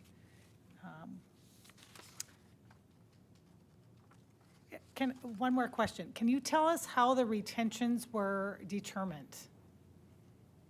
So particular retentions. Retention. Like the retention, the $2,000 a year to retain them. I'm not sure I understand Maybe it's under the extra duty. I might be on a different item. Nope, I'm on the same thing right here. Shoot. I was going through this. So where's the, like the psychologists and the lead teachers and, Oh, on President Sanowski, on the entire supplemental list, is that what you're Yeah. referring to? Is those, those particular dollar amounts? yes, Some of those were modified, like the ESY psychologist Yeah. was omitted. There were recommended hourly rates for SLP, OTPT psychs. I do think this is something that we can certainly take a deeper dive looking at next year, perhaps through the IBN process, to make sure most of these were in effect from previous years. Some of those were changed in March. Some of the athletic and fine arts stipends on that particular athletic, curricular, extracurricular supplemental salary schedule, some of those were revised. So these were amounts that had been previously recommended, but have been part of conversations through IBN, but not identified as a priority interest for other positions, if you will. okay. And for example, that TIL, I know there's been conversation in the past of how many are per campus and what's their role? President Sanowski, we are still engaged in those conversations with the certified IBN group to definitely identify exactly what the responsibilities encompass for the TILs. So both in the certified group and the administrators group to better define that moving forward. We may not land that plane entirely this year, but we certainly are having some robust conversations around it. Well, good, I'm glad, because I know some campuses utilize them very effectively to support instruction, so. Yes. I'd like, that'd be great across our entire district. I should add that there is definitely conversation about utilizing them in mentor roles for second and third year teachers. So that we mentioned earlier about the mentorship for our brand new teachers, and then also to support the work of the MTSS as outlined previously on our strategic plan update. Okay, thank you, Alexis. I appreciate that, answering those questions. So it was mainly the questions I had about that big long list of how are we getting those and. Again, some of those were previously had been in place, and there have not been recommendations to prioritize looking at some of those different ones. That doesn't mean that they're not a priority, they just weren't identified through IBN as, in particular, to look at addressing those. So they've been in place, we can certainly take a. Okay, and then also how people qualify for those Correct. positions on a campus. Yes, HRs definitely want to support opportunities for people to be. It's part of our strategic plan. Right. Right? Okay, good. Thank you again. Seeing there are no requests, I'd like to make a motion. Board President Sanowski. Go ahead, Dr. Harwells. Thank you. Ms. Wilson, I'm not going to hold this up tonight because this was a fix from a previous vote that was approved, but I'm going to flag this, and I've flagged this before, and that's the earned doctorate stipend. I'd like to have a conversation about reassessing when a earned doctorate stipend would be paid at earning, perhaps, but rather than an annual stipend each year. I realize that we've expanded this so that it's at least inclusive of the teachers who earn their doctorate, which is appropriate, but I don't believe that the earned doctorate is something that should be each year. I'd like to talk about this more as a milestone payment as opposed to an annual stipend and for the next school year. So I'm just flagging it here. I see Dr. Menzel making note of that. All right. Thank you, Dr. Harwells. I'd like to make a motion to approve the revision of the supplemental salary schedules and job descriptions. Is there a second? to that Second. motion? Seconded by Board Member Lindsay. All in favor, say aye. Aye. Aye. Aye. That motion passes 5-0. Thank you. We're going to move on to 5I, approval of award of request for proposal RFP 24005, teacher evaluation tool for the 23-24 school year. Alexis. President Sanowski, members of the board, and Dr. Menzel. You do have in front of you a recommendation to award that RFP, but before we get to that, we would like to take this opportunity to share the work that has been done prior to bringing this recommendation forward tonight. If I could, I would just like, I know I have some people that are going to help present, but I also want those that participated in the Teacher Eval Steering Committee that to please stand up. So I see Dr. Williams, Ms. Bengola. Yes, I just want to recognize that in addition to some of the other work that you saw earlier tonight, that some of these folks, not all are here, Some are hiding behind the pole. some are hiding behind the pole, have spent days and days getting us to this point. So I just want to give them a big shout out. So thank you. And just about 30 minutes or so. Everybody good? Sure. Rough group tonight. I'd like to bring up with me Mrs. Jonna Wallace, the ELA coach for secondary, Dr. Junior Michael, principal of Ingleside, Mrs. Larissa Beckstead, Cheyenne teacher, and Dr. Susan Lugo, our director of HR for certified, who are going to help tell the story about how we got to bringing forward this award for an RFP. So I'm going to turn it over to Ms. Wallace. Good evening, board members. I'm almost asleep. This is way past my bedtime. Just gonna say. So we came up with 10 top reasons why we needed to change our evaluation system. And it's rather robust.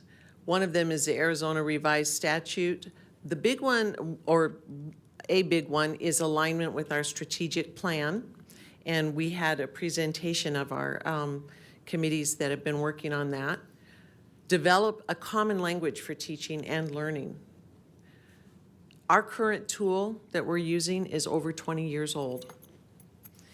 And we noticed that there are some inter-rater reliability issues that we would like to have addressed. We have principals that are dissatisfied with this instrument. It's not one of the easiest ones to be using. There's teacher dissatisfaction. Actually, we were talking about it today. I was working with some teachers in a class that I was teaching for our Professional Development Institute, and conversation came up with setting goals. And the biggest one, though, is that teacher efficacy leads to student growth. And that's where we want to go. So, oops, sorry, got so excited. Our process for selection, we are in a 3-phase process. Phase 1 happened last fall with stakeholder groups of teachers, site administrators, and district administration. And currently we are in phase 2 with our steering committee and coming to you this evening with this presentation. Wanted to give you just a little bit of information about phase 1 with our stakeholder groups, our teachers, our district leaders, and our school leaders. And each of these groups met individually. And when the groups met, they identified what works and what's not working with our current teacher evaluation system, as well as identifying priority issues that need to be addressed. And some of those things were that the tool is outdated. It's not research-based. There were questions of fairness and grade inflation and just going through the motions with feedback. And I am going to turn this over to Dr. Junior Michael to continue. Thank you and good evening. So as Ms. Wallace said, there are 3 phases in this process, and we are currently in phase 2. And one of the first things we did was establish a steering committee. And the steering committee came together to first establish what do we want this evaluation system to achieve. And then we moved forward and brought together from across the state some evaluation tools, and then assessed it versus criteria that we had created, and then went through the benefits of these tools and the risks, and then went through a decision analysis to arrive at the point that we're at. We also wanted to make sure that we were adhering to Arizona Revised Statute and these 2 specific parts. First, the objective of a teacher performance evaluation system is to improve instruction and maintain high instructional standards. And then second, to involve you good folks and certified teachers in the development and periodic evaluation of a teacher performance evaluation system. Our committee also established beliefs about the teacher evaluation system, and what we hope you'll see is that what we're going to bring forward, there is alignment between the tool itself and these beliefs. First and foremost, teachers have the greatest impact on student learning. We want the evaluation system to stimulate professional development and growth. Also, we wanted to set high expectations for teachers, for leaders, so that we are achieving optimal student outcomes. The feedback that comes from this tool has to be meaningful, timely, and once again, have that continuous learning for our staff. The process should be clear and consistent. And then ultimately, our purpose statement that we created is the purpose of teacher evaluation is to maximize student outcomes through the growth of teacher skills and demonstrated practices. And now I'm going to bring over Ms. Larissa Beckstead. Good evening. This is a list of the criteria that we use to help us review the different evaluation tools and help us eventually end up selecting our tool. The tool that we ended up selecting we'll be able to use on our platform that we have, Talent Ed, and the company will work with us to be able to input the data into Talent Ed. And there's a difference between the evaluation tool and the platform. We look just at the evaluation tool. The procurement process, we wanted the proposals to meet the criteria that the committee created. The RPFs were sent out to over 600 vendors, 37 vendors downloaded, and 4 responded. We did extend the date to allow more, but we ended up with just 4 responding. And based upon the criteria set, the procurement committee determined that one met all the criteria, and the one that met all the criteria is, oops, I went too far. Danielson Framework for Teaching and Learning. Danielson is, this tool is that met all the criteria on the list. The procurement committee ranked it the highest out of all 4 options. It has decades of research. The tool is used in multiple states and different countries. It allows teachers to reflect upon their teaching and provide evidence on whether they're being effective or highly effective. When teachers grow professionally, students grow academically, and this tool allows this to occur. What the steering committee liked specifically about this evaluation tool was the explanations on the rubric for each category. So Danielson provides very specific and very clear, detailed examples of what's the difference between an effective teacher in whatever category they're rating themselves in versus highly effective, and that's what we liked because it made it very user-friendly. So moving on to phase 3, I'll let Dr. Susan Lugo explain how that's going to be implemented. Good evening, Madam President, members of the Governing Board, Executive Team, and Cabinet. I am very proud to have joined this steering committee in this past January. And one of the things about the Danielson model that it promotes is when teachers thrive, our students thrive. And so I just wanted to share with you a little bit about, pending Governing Board approval of this model, what phase 3 might look like. So I don't want to read all the slides to you, but it's really important that we have an integrated, thoughtful rollout and phased planning for this evaluation tool, because it's not only an evaluation tool. What it is it's developing a common language and kind of that umbrella that encompasses the different initiatives that are going on in the district. As you saw this evening, the students' test scores are looking great in this district, and teachers are on all levels of the continuum in their practice when they come to us from other districts or they come to us right out of the university. And this will help proficient teacher work towards becoming distinguished and giving them something to really help grow in their practice and help kids become the student-facilitated learning. So that's kind of that. There's 4 domains in the Danielson framework for teaching and learning. Under those 4 domains, there are 22 components. And those 22 components then have 76 indicators. So as you can see, it may sound very overwhelming. This is not a simple, easy lift for the district, but what we want to do is make sure that we have clear criteria and that we train really well. One of the things is we need to train our administrators, and they become through the training process that can be done online, but the committee really recommends in person. They get certificated that, you know, they have inter-rater reliability amongst themselves.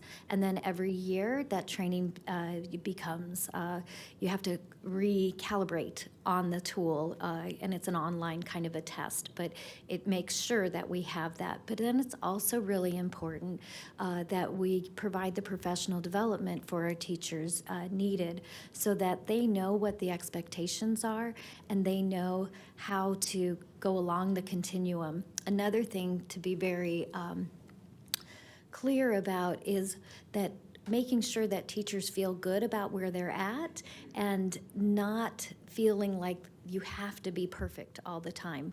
We know, those of you who have been in the classroom, we know that great teachers live in 3s, and meaning they work every day in that, you know, there's four continuums. They might go and seek out the level 4 where it's student-led learning and the engagement, but then they're going to go back to the 3, give that solid, direct, foundational instruction, and then move in and out of those continuums. So it's really important that they see this tool as a reflective growth.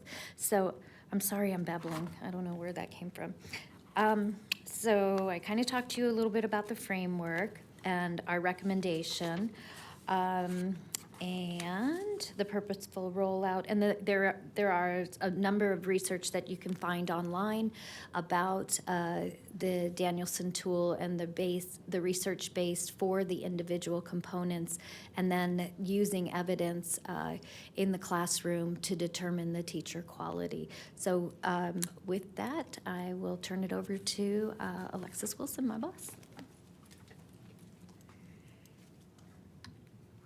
And then I just really get to close it out here, and again, thank my co-presenters here, as well as all of the other folks that are identified on this slide that gave so much time and very, very thoughtful input into arriving at this point where we are tonight. And as Dr. Lugo said, we want to make sure that we are very intentional and purposeful in this next phase, which is the most important, because if we fail in the implementation of it, then the tool won't be utilized as well as it could be. So this group is coming back for 2 more days to really take a hard look at what are the next steps to make sure that we plan for a successful implementation. And with that, we're pleased to make the recommendation for the Danielson Framework for Teaching and Learning and award the RFP for a new teacher evaluation tool. Governing board members, are there any questions on this topic? Board Member Warner. Okay, I have lots of questions. So who will manage this tool? Who's in charge of it and the implementation, and like who does it fall under? So President Sanowski, Vice President Warner, there are many parts to managing it as you're talking about. So initially, right, we have to plan for an implementation, whether that's a phased implementation or full implementation. We need to be mindful of other initiatives in the district to make sure we don't have too much on everyone's plates. There is training that has to be done, provided by the Danielson folks to both our administrators and to our teaching staff. So ultimately, when you get down to who does observations, That is the school administrator, principal, assistant principal, and then there are some other folks that also provide those observations and formal evaluations. The platform for where it will be housed has typically been, the responsibility falls to the Human Resources Department, and as Mrs. Beckstead said, the idea is that Danielson will help us get it into the platform, and then we've got to look at data, make sure observations are being done in a timely manner. So that would fall on both Dr. Sackos, Mrs. Cerna, for who supervise the principals, to make sure that that work is getting done as well. So there's many parts to managing it, and I think, you know, obviously the folks here listed on our members here that brought us here will be instrumental in helping, as they are most familiar with the tool, and you know, be the leaders as we roll this out. And did you survey, and you may have said this in your presentation, did you survey the assistant principals and principals who will be doing the evaluations using this tool, and do they want it? So in the fall of 2022, there were 3 different groups that were met individually. So school administrators were in that group, assistant principals, and identified what criteria, what things that, you know, we had to look at what our current tool was and what's working and what's not working. So they did that. Teachers did that on their own. No administrators were in the room. District administrators did the same thing. And from those 3 groups, the committee members that you see, we just gleaned a few from each of those groups. And then what measures what are the measuring sticks that the teachers will be evaluated on? So there are 4 domains. I'm going to lean on Dr. Lugo, who's more of a resident expert on that. Okay, thank you. So I briefly spoke about the different domains. So the 4 domains, there's planning for instruction, there's the learning environments. They changed the name in this new rollout edition for 2022. Learning experiences and principled teaching. So when you think of domain 1, think of the planning and preparation, teachers coming up with instructional objectives at the correct level of difficulty for their students, designing coherent instruction. The learning environments really talk about, what is the classroom like, developing a mutual respect and rapport in the classroom, setting a climate for learning, managing behaviors in 2, and then learning experiences, the components in that, I think there's 5 of them, but really about student engagement and using questioning strategies, those things that are observable. The last one, the principle of teaching, sometimes it was called professional learning responsibilities. Oftentimes, when we have this portion reviewed by an attorney, it's recommended that that's not part of the portion for the teacher evaluation system, but that's evaluated separately because I want to say it's a professional responsibility. So one might want to use, if somebody's not participating the way that they need to develop community, attending PLCs, having those conversations, we might want to use corrective action rather than putting them on an improvement plan. Okay. And this has professional development, and I know that there's a team in the administrative staff that creates the professional development now. Will this replace that? Will the professional development that's in the Danielson framework replace that? So that's where the thoughtful, intentional rollout is very, very important. So like the MTSS process I can hear on the side, that's a district initiative, and this framework for teaching and learning, it's really, if you think about it, the outside of the box will help take all the initiatives together. So there's not going to be a replacement, but what's going to be very important is that we share with teachers that when you do this for supporting students with interventions, this is how it looks in the framework, and so that there's that crosswalk and deep understanding. So there's going to be a lot of professional development. I do believe that if it's paced correctly, and it will take teaching and learning and all the different departments working together. There are components for psychologists, speech therapists, but they require refinement. Social workers have not been yet addressed in the framework. Can I just add one thing? I'm sorry to Yes. interrupt. No. I get to be on the MTSS committee also, and one of the things that I have to say about the Danielson framework is we're looking at MTSS, we're looking at good, strong Tier 1 instruction, and this framework can help us with that too. So that, and when you were talking about professional development, they just kind of go together, which is really, it's nice, it's neat, and we're supporting what we're trying to do as far as that teacher efficacy and raising that. Okay, awesome, thank you. And then how does it distinguish between what's considered an effective teacher versus a highly effective teacher? So the distinguishing characteristics between effective, highly effective, and developing, those are the categories that the state has adopted for classifications for teachers with their final annual evaluation. That includes the observational portion, so the current portion that the district has, plus the academic growth and proficiency attributed to a teacher's individual. So the Danielson framework is solely the observational portion and the professional standards. So their categories are more towards, they're not considered highly effective, they're considered, the highest rating is distinguished, proficient, I think it's emerging, and basic are the four differentiations. And I can't give you a quick blink of what the difference is between distinguished and proficient, because it's pretty complex. Teaching is very complex. The short version is distinguished. You will, when you walk into the classroom, you will feel the children leading the instruction.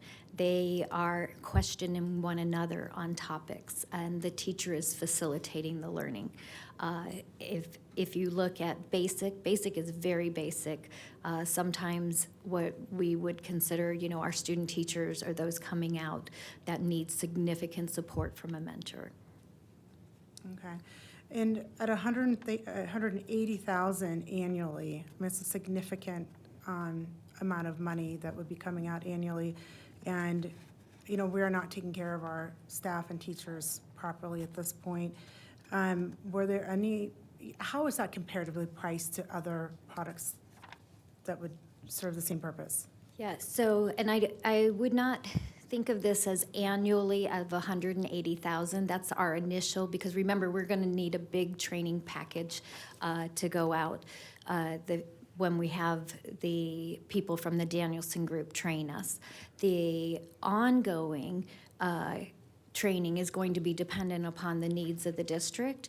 And I've come from another district where we utilized a trainer models, and we had expert trainers in the room that were already district staff, but they do need to become experts in the process. And that's really where the partnership with teaching and learning comes in, that our instructional coaches and those teacher support mentors, that they're all familiar with the Danielson language.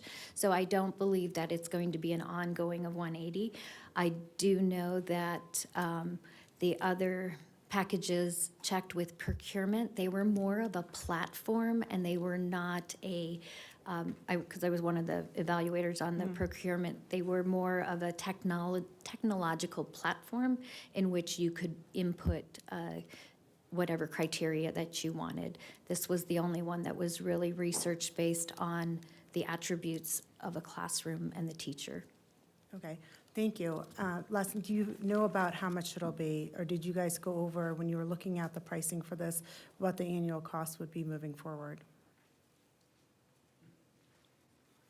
Good evening. Good evening. The annual cost moving forward really is going to vary depending on how fast the implementation goes. Okay, But the reality is, I mean, I would estimate that it's probably going to be about half the cost of what we're going to pay the first year. okay, And when we did look at the other proposals, all of the proposals we received, even if they weren't necessarily what we were looking for, they were all within 10% of each other of what that first year cost was going to be. all right, thank you very much. I appreciate it. Appreciate the presentation.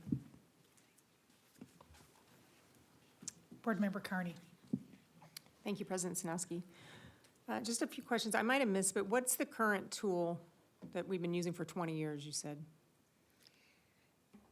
It has an acronym for which I'm going to fail at remembering right now. FTPAI. Thank you. It's FTPAI-R. If anyone knows what it stands for? Of course you do. Formative Teachers Performance Assessment Index revised. And what do we? Thank you, Dr. Bono. Good job. Should have put you on the committee. And what does the district currently pay for that? Nothing. It's been in existence for quite some time, and I believe if someone wants to correct me, since I wasn't here at that time, but I think it was developed in-house. We developed it in-house about 2003. You sure you don't want to come up here? They developed it in-house in 2003 and then revised it in about 2009. Okay. Can you just clarify, because I'm a little bit confused on what we're getting for the $180,000? Are we purchasing an actual tool, or? So, President Sanowski, Board Member Carney, we are purchasing an evaluation tool that we can utilize. Additionally, we are purchasing professional development for the individuals that will be both performing the observations and evaluations, and the teachers that will be participating in that as well. And as Mr. Spivey mentioned, it is depending on the outcomes of the Phase 3 and how we determine how we're going to implement this, we could be paying up to $180,000 this year. If we're only able, due to, making sure that we implement this well, that we're doing a partial or a phased rollout, it could be less than that amount for this year, and then a different amount for the following year. Okay. And that, Mr. Spivey can correct me if I'm wrong, but I think if that's true, we would be coming back each year for that approval, but I'll let him speak to that. That's correct. This is a one-year award with 4 optional annual renewals, and those will be brought back to the board every year between April and May. Okay, and say we weren't going to renew this next year, what would we get for $180,000? What would we still own? Would we still own the tool? President Sanowski, Board Member Carney, if we weren't going to, we would have to go out and adopt bring in a recommendation for a new evaluation tool that would be my understanding. And I want to point out too that this is funded through capital funds, which are not directly impacted or impact salaries. Okay, and then my last question for you is, what other districts are using this tool currently? As Dr. Lugo mentioned in her former districts, and she's handing me notes, Creighton School District, Peoria, and Mesa. But much like previous presentations tonight, it was really important that we hear from each of the groups, the teachers, the school administrators, the district administrators, to make sure that we were picking the best tool that would speak to the standard of excellence that we want for our teachers here in Scottsdale. Okay, thank you. Mm-hmm.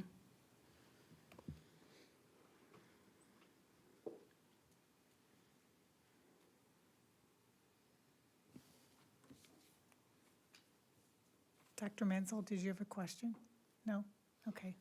I will just say that our budgetary decisions that we make really do support our priorities, and improved instruction helps improve learning And I can attest that this is long overdue.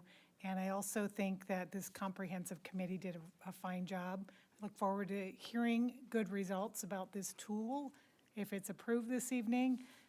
And with that, I'd like to make a motion to approve the award of request for proposal RFP 24005, teacher evaluation tool for the 2023-2024 school year. Is there a second to that motion? Second. Seconded by Board Member Lindsay. All in favor to approve this tool, say aye. Aye. Aye. Aye. That motion passes 5-0. Thank you.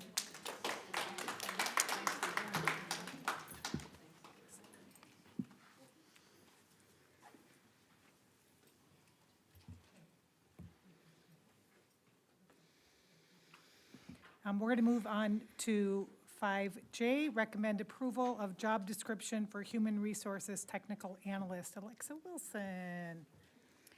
Thank you, President Sanowski, members of the board, and Dr. Menzel. At the previous board meeting, the job description for this, or the recommendation for this was tabled, and there were some specific asks regarding this position. And so I'd like to just present some additional information regarding the recommendation. So, IT team, if you could advance to the next slide, or I guess I could do that myself.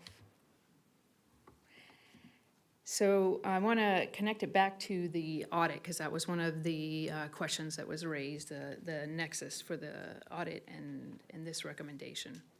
One of the findings from the audit committee was to talk about improved reliability and availability of data that would better inform our retention strategies and performance monitoring. So I listed what the Human Resources Technical Analyst will do in support of that finding. So I'm not going to read them all to you, as you're quite capable of doing that, but I want to make sure that we understand that this position is really working, getting some of our platforms up to speed and to be able to provide us more data to make sure that they're providing professional competence in the area, to make sure that we are looking at all of our data and that we can audit some of the standards within our own systems. We want to make sure that we're looking at current coding practices, make sure that improvements can be recommended by this individual, and then go ahead and implement those. This position will provide our own internal audit, if you will. So currently, we've been doing a lot of data cleanup as a result, and that once it's cleaned up, though, we need someone who can go in and take a look and make sure that the data continues to remain clean. We want to make sure that we can look at other ways that we can improve our data collection and further digitize some of our processes. We are doing a lot of paper or email things, and we believe this would be more efficient and also provide, data that doesn't get lost in the shuffle, or a request that doesn't get lost. And then again, to test our internal controls to make sure that everything is functioning the way it's supposed to be. The second finding from the audit was, recruiting effectiveness may be improved by monitoring the recruitment progress and metrics, increasing HR oversight, and then standardizing our procedures. These are some of the platforms that HR and also some of our other departments utilize. Our application, our records, personnel records, our onboarding system, our evaluation system. We have compliance trainings that we require for our employees to complete.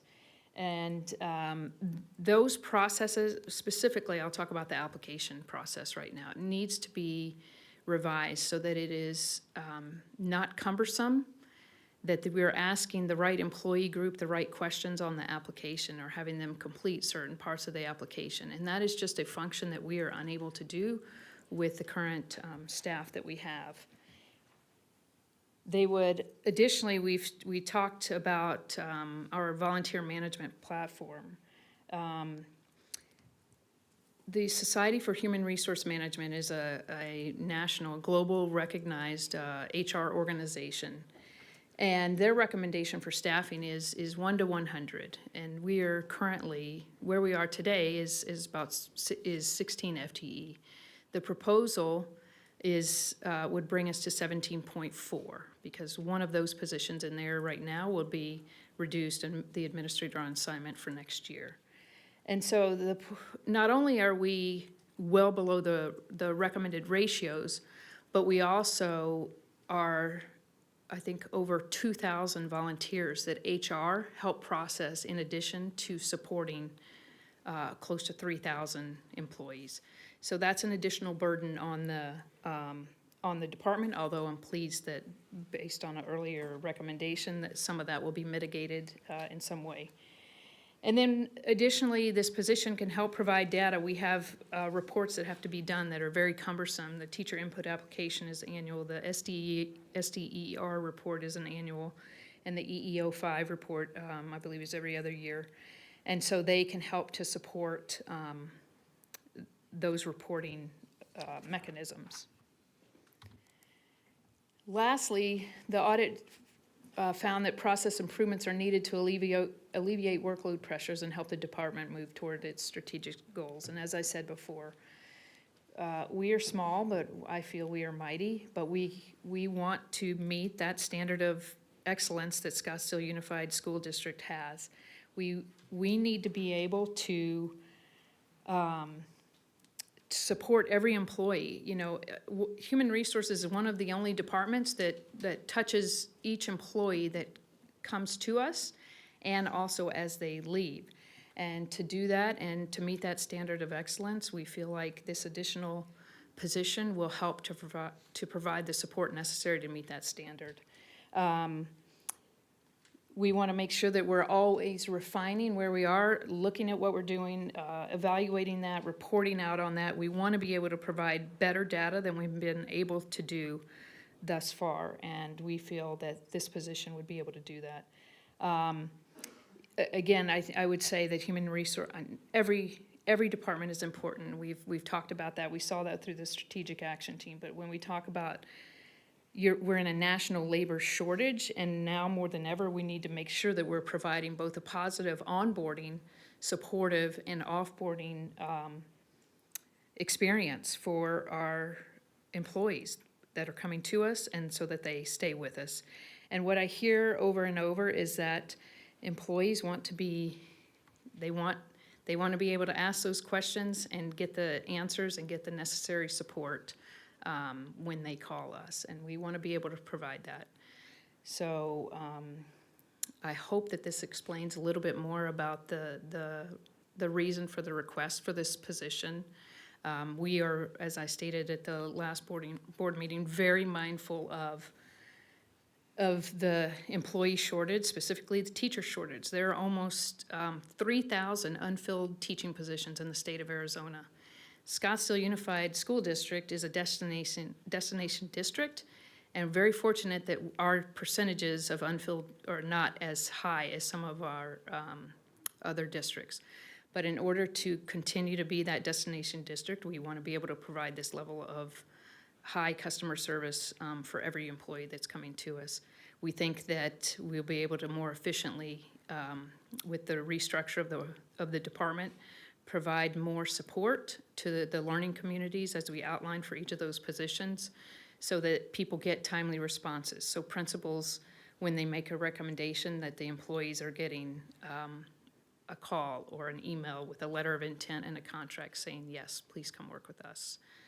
So with that, I'm happy to answer any questions. For Alexis on this topic?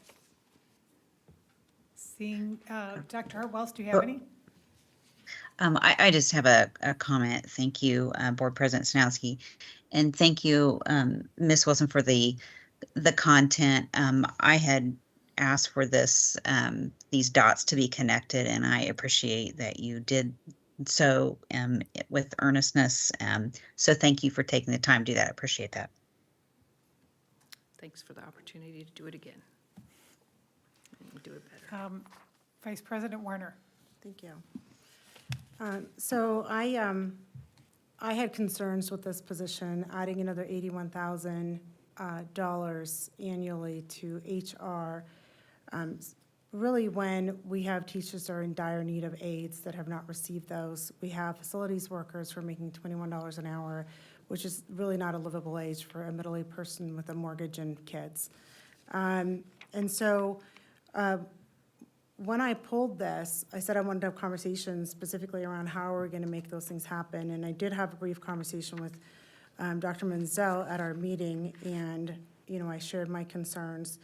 And I just haven't heard back from anyone regarding how we're going to support our teachers in the classroom with aides and how we're going to work to get more funding to our staff that, need more money. So I'm not in support of this until we have a solution for our teachers and staff, who are really the bread and butter of our district, and they're the ones who take care of our students, and we have to provide for them first. So I haven't seen it, but thank you. I'd like to make a motion to recommend the approval of job description of Human Resources Technical Analyst. Is there a second on that? Second. That motion has been made and seconded by Board Member Lindsay. All in favor to support this position, say aye. Aye. Aye. Opposed? No? No. That motion passes 3-2. Thank you, Alexis. I believe the next several are going to just be Q&A, no presentations, correct? Because we've received the information we needed in advance. Is that right, Dr. Menzel? That is correct. Okay, thank you. 5K, recommend approval of amendment to agreement with Education Staffing LLC, ESI, also known as, for the 2023-2024 school year. Alexis, do any of you have questions for Alexis on this particular issue or item? I have a quick question for you. In reading through that contract, it stated that they would replace, supervise, discipline, and terminate employees. Is that true?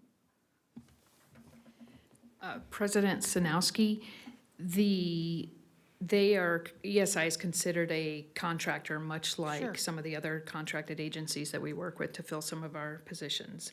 We certainly work with any individual, because we have both classified, certified, and maybe an administrator, I believe, that works through ESI. So if there are issues, we certainly work with the employees directly if there's some sort of corrective action, but ultimately, like other contracted services, knock on wood, have not had that experience. Right, But okay, thank you. I just thought that was odd. I didn't recall that as part of what they did.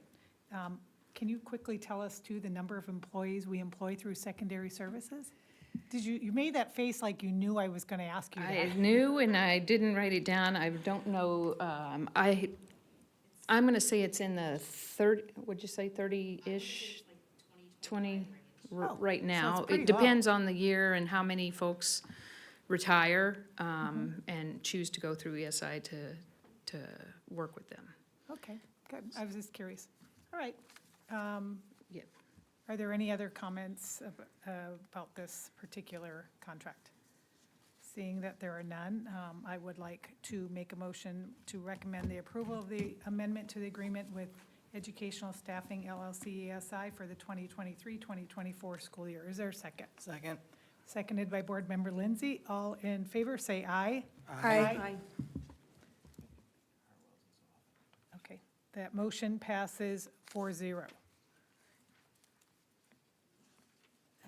Next, updates to Kids Club tuition billing structure. Dr. Bono, I believe, is going to be able to answer questions. Do any board members have questions for Dr. Bono? No? Okay. Seeing that there are none, you get to stay seated, and I would like to make a motion to update to the Kids Club tuition billing structure. Is there a second to that motion? Second. Seconded by Board Member Lindsay. All in favor, say aye. Aye. That motion passes 4-0. Moving on to 5M, approval of award request for the 2023 Summer Enrichment Program grant. Does anyone have questions for Dr. Benson on this particular issue? Nope. Okay. Again, I'll make a motion to approve the award request for the 2023 Summer Enrichment Programming Grant. Is there a second? Second. Seconded by Board Member Lindsay. All in favor, say aye. Aye. Aye. That motion passes 4-0. And N, second read and approval, Governing Board Policy GCCA regarding professional support staff, general and sick leave. I believe Jennifer McLennan is going to be leading this discussion. Madam President, members of the Governing Board, Dr. Menzel, this is the second read of Governing Board Policy GCCA with proposed changes. The board did review this last time. The changes relate to the use of accrued leave and what it can be used for. It has a provision regarding misuse at the very end of the policy. And so this is presented for Governing Board Policy discussion and approval this evening. Governing Board members, do any of you have any thoughts to discuss on this topic? Board Member Lindsay. Just going to confirm that HR is going to communicate the change, right? Okay. Good one, yeah. Awesome. Board Member Lindsay, would you like to make a motion on this one? Okay, I'll do it. Second read and approval. I'd like to make a motion for the second read and approval of Governing Board Policy GCCA regarding professional support staff, general and sick leave. All in favor, is there a second? Second. All in favor, say aye. Aye. Aye. That motion passes 4-0. Thank you. Moving on to O, approval of settlement agreement to resolve litigation in CV 2002-002418. Ms. McLennan.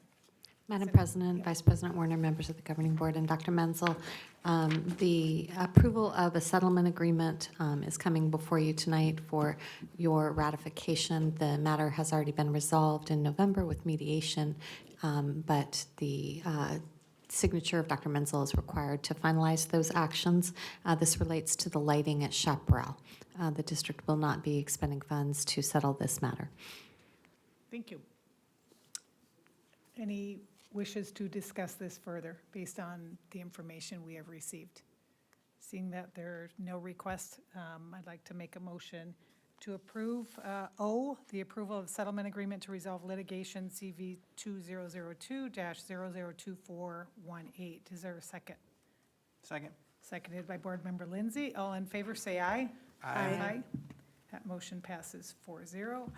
Last of our action items for this evening, approval to hire of governing board members dependent pursuant to Governing Board Policy BCB.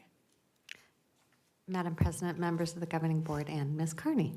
Ms. Carney's son has been selected to participate in a vocational training program for the district. He's one of approximately 7 to 15 students who would be eligible to participate in that vocational training program. As such, he would be employed by the district. That requires Governing Board approval under state law and Governing Board policy. Any discussion on this? Yes, it does. Requires Board Member Carney to abstain. No questions or concerns? Okay. And Madam President, and Ms. Carney and I have already had that discussion, but she should abstain from the vote. Yes, that's true. Do you know what Team 7 is? Sure, I do.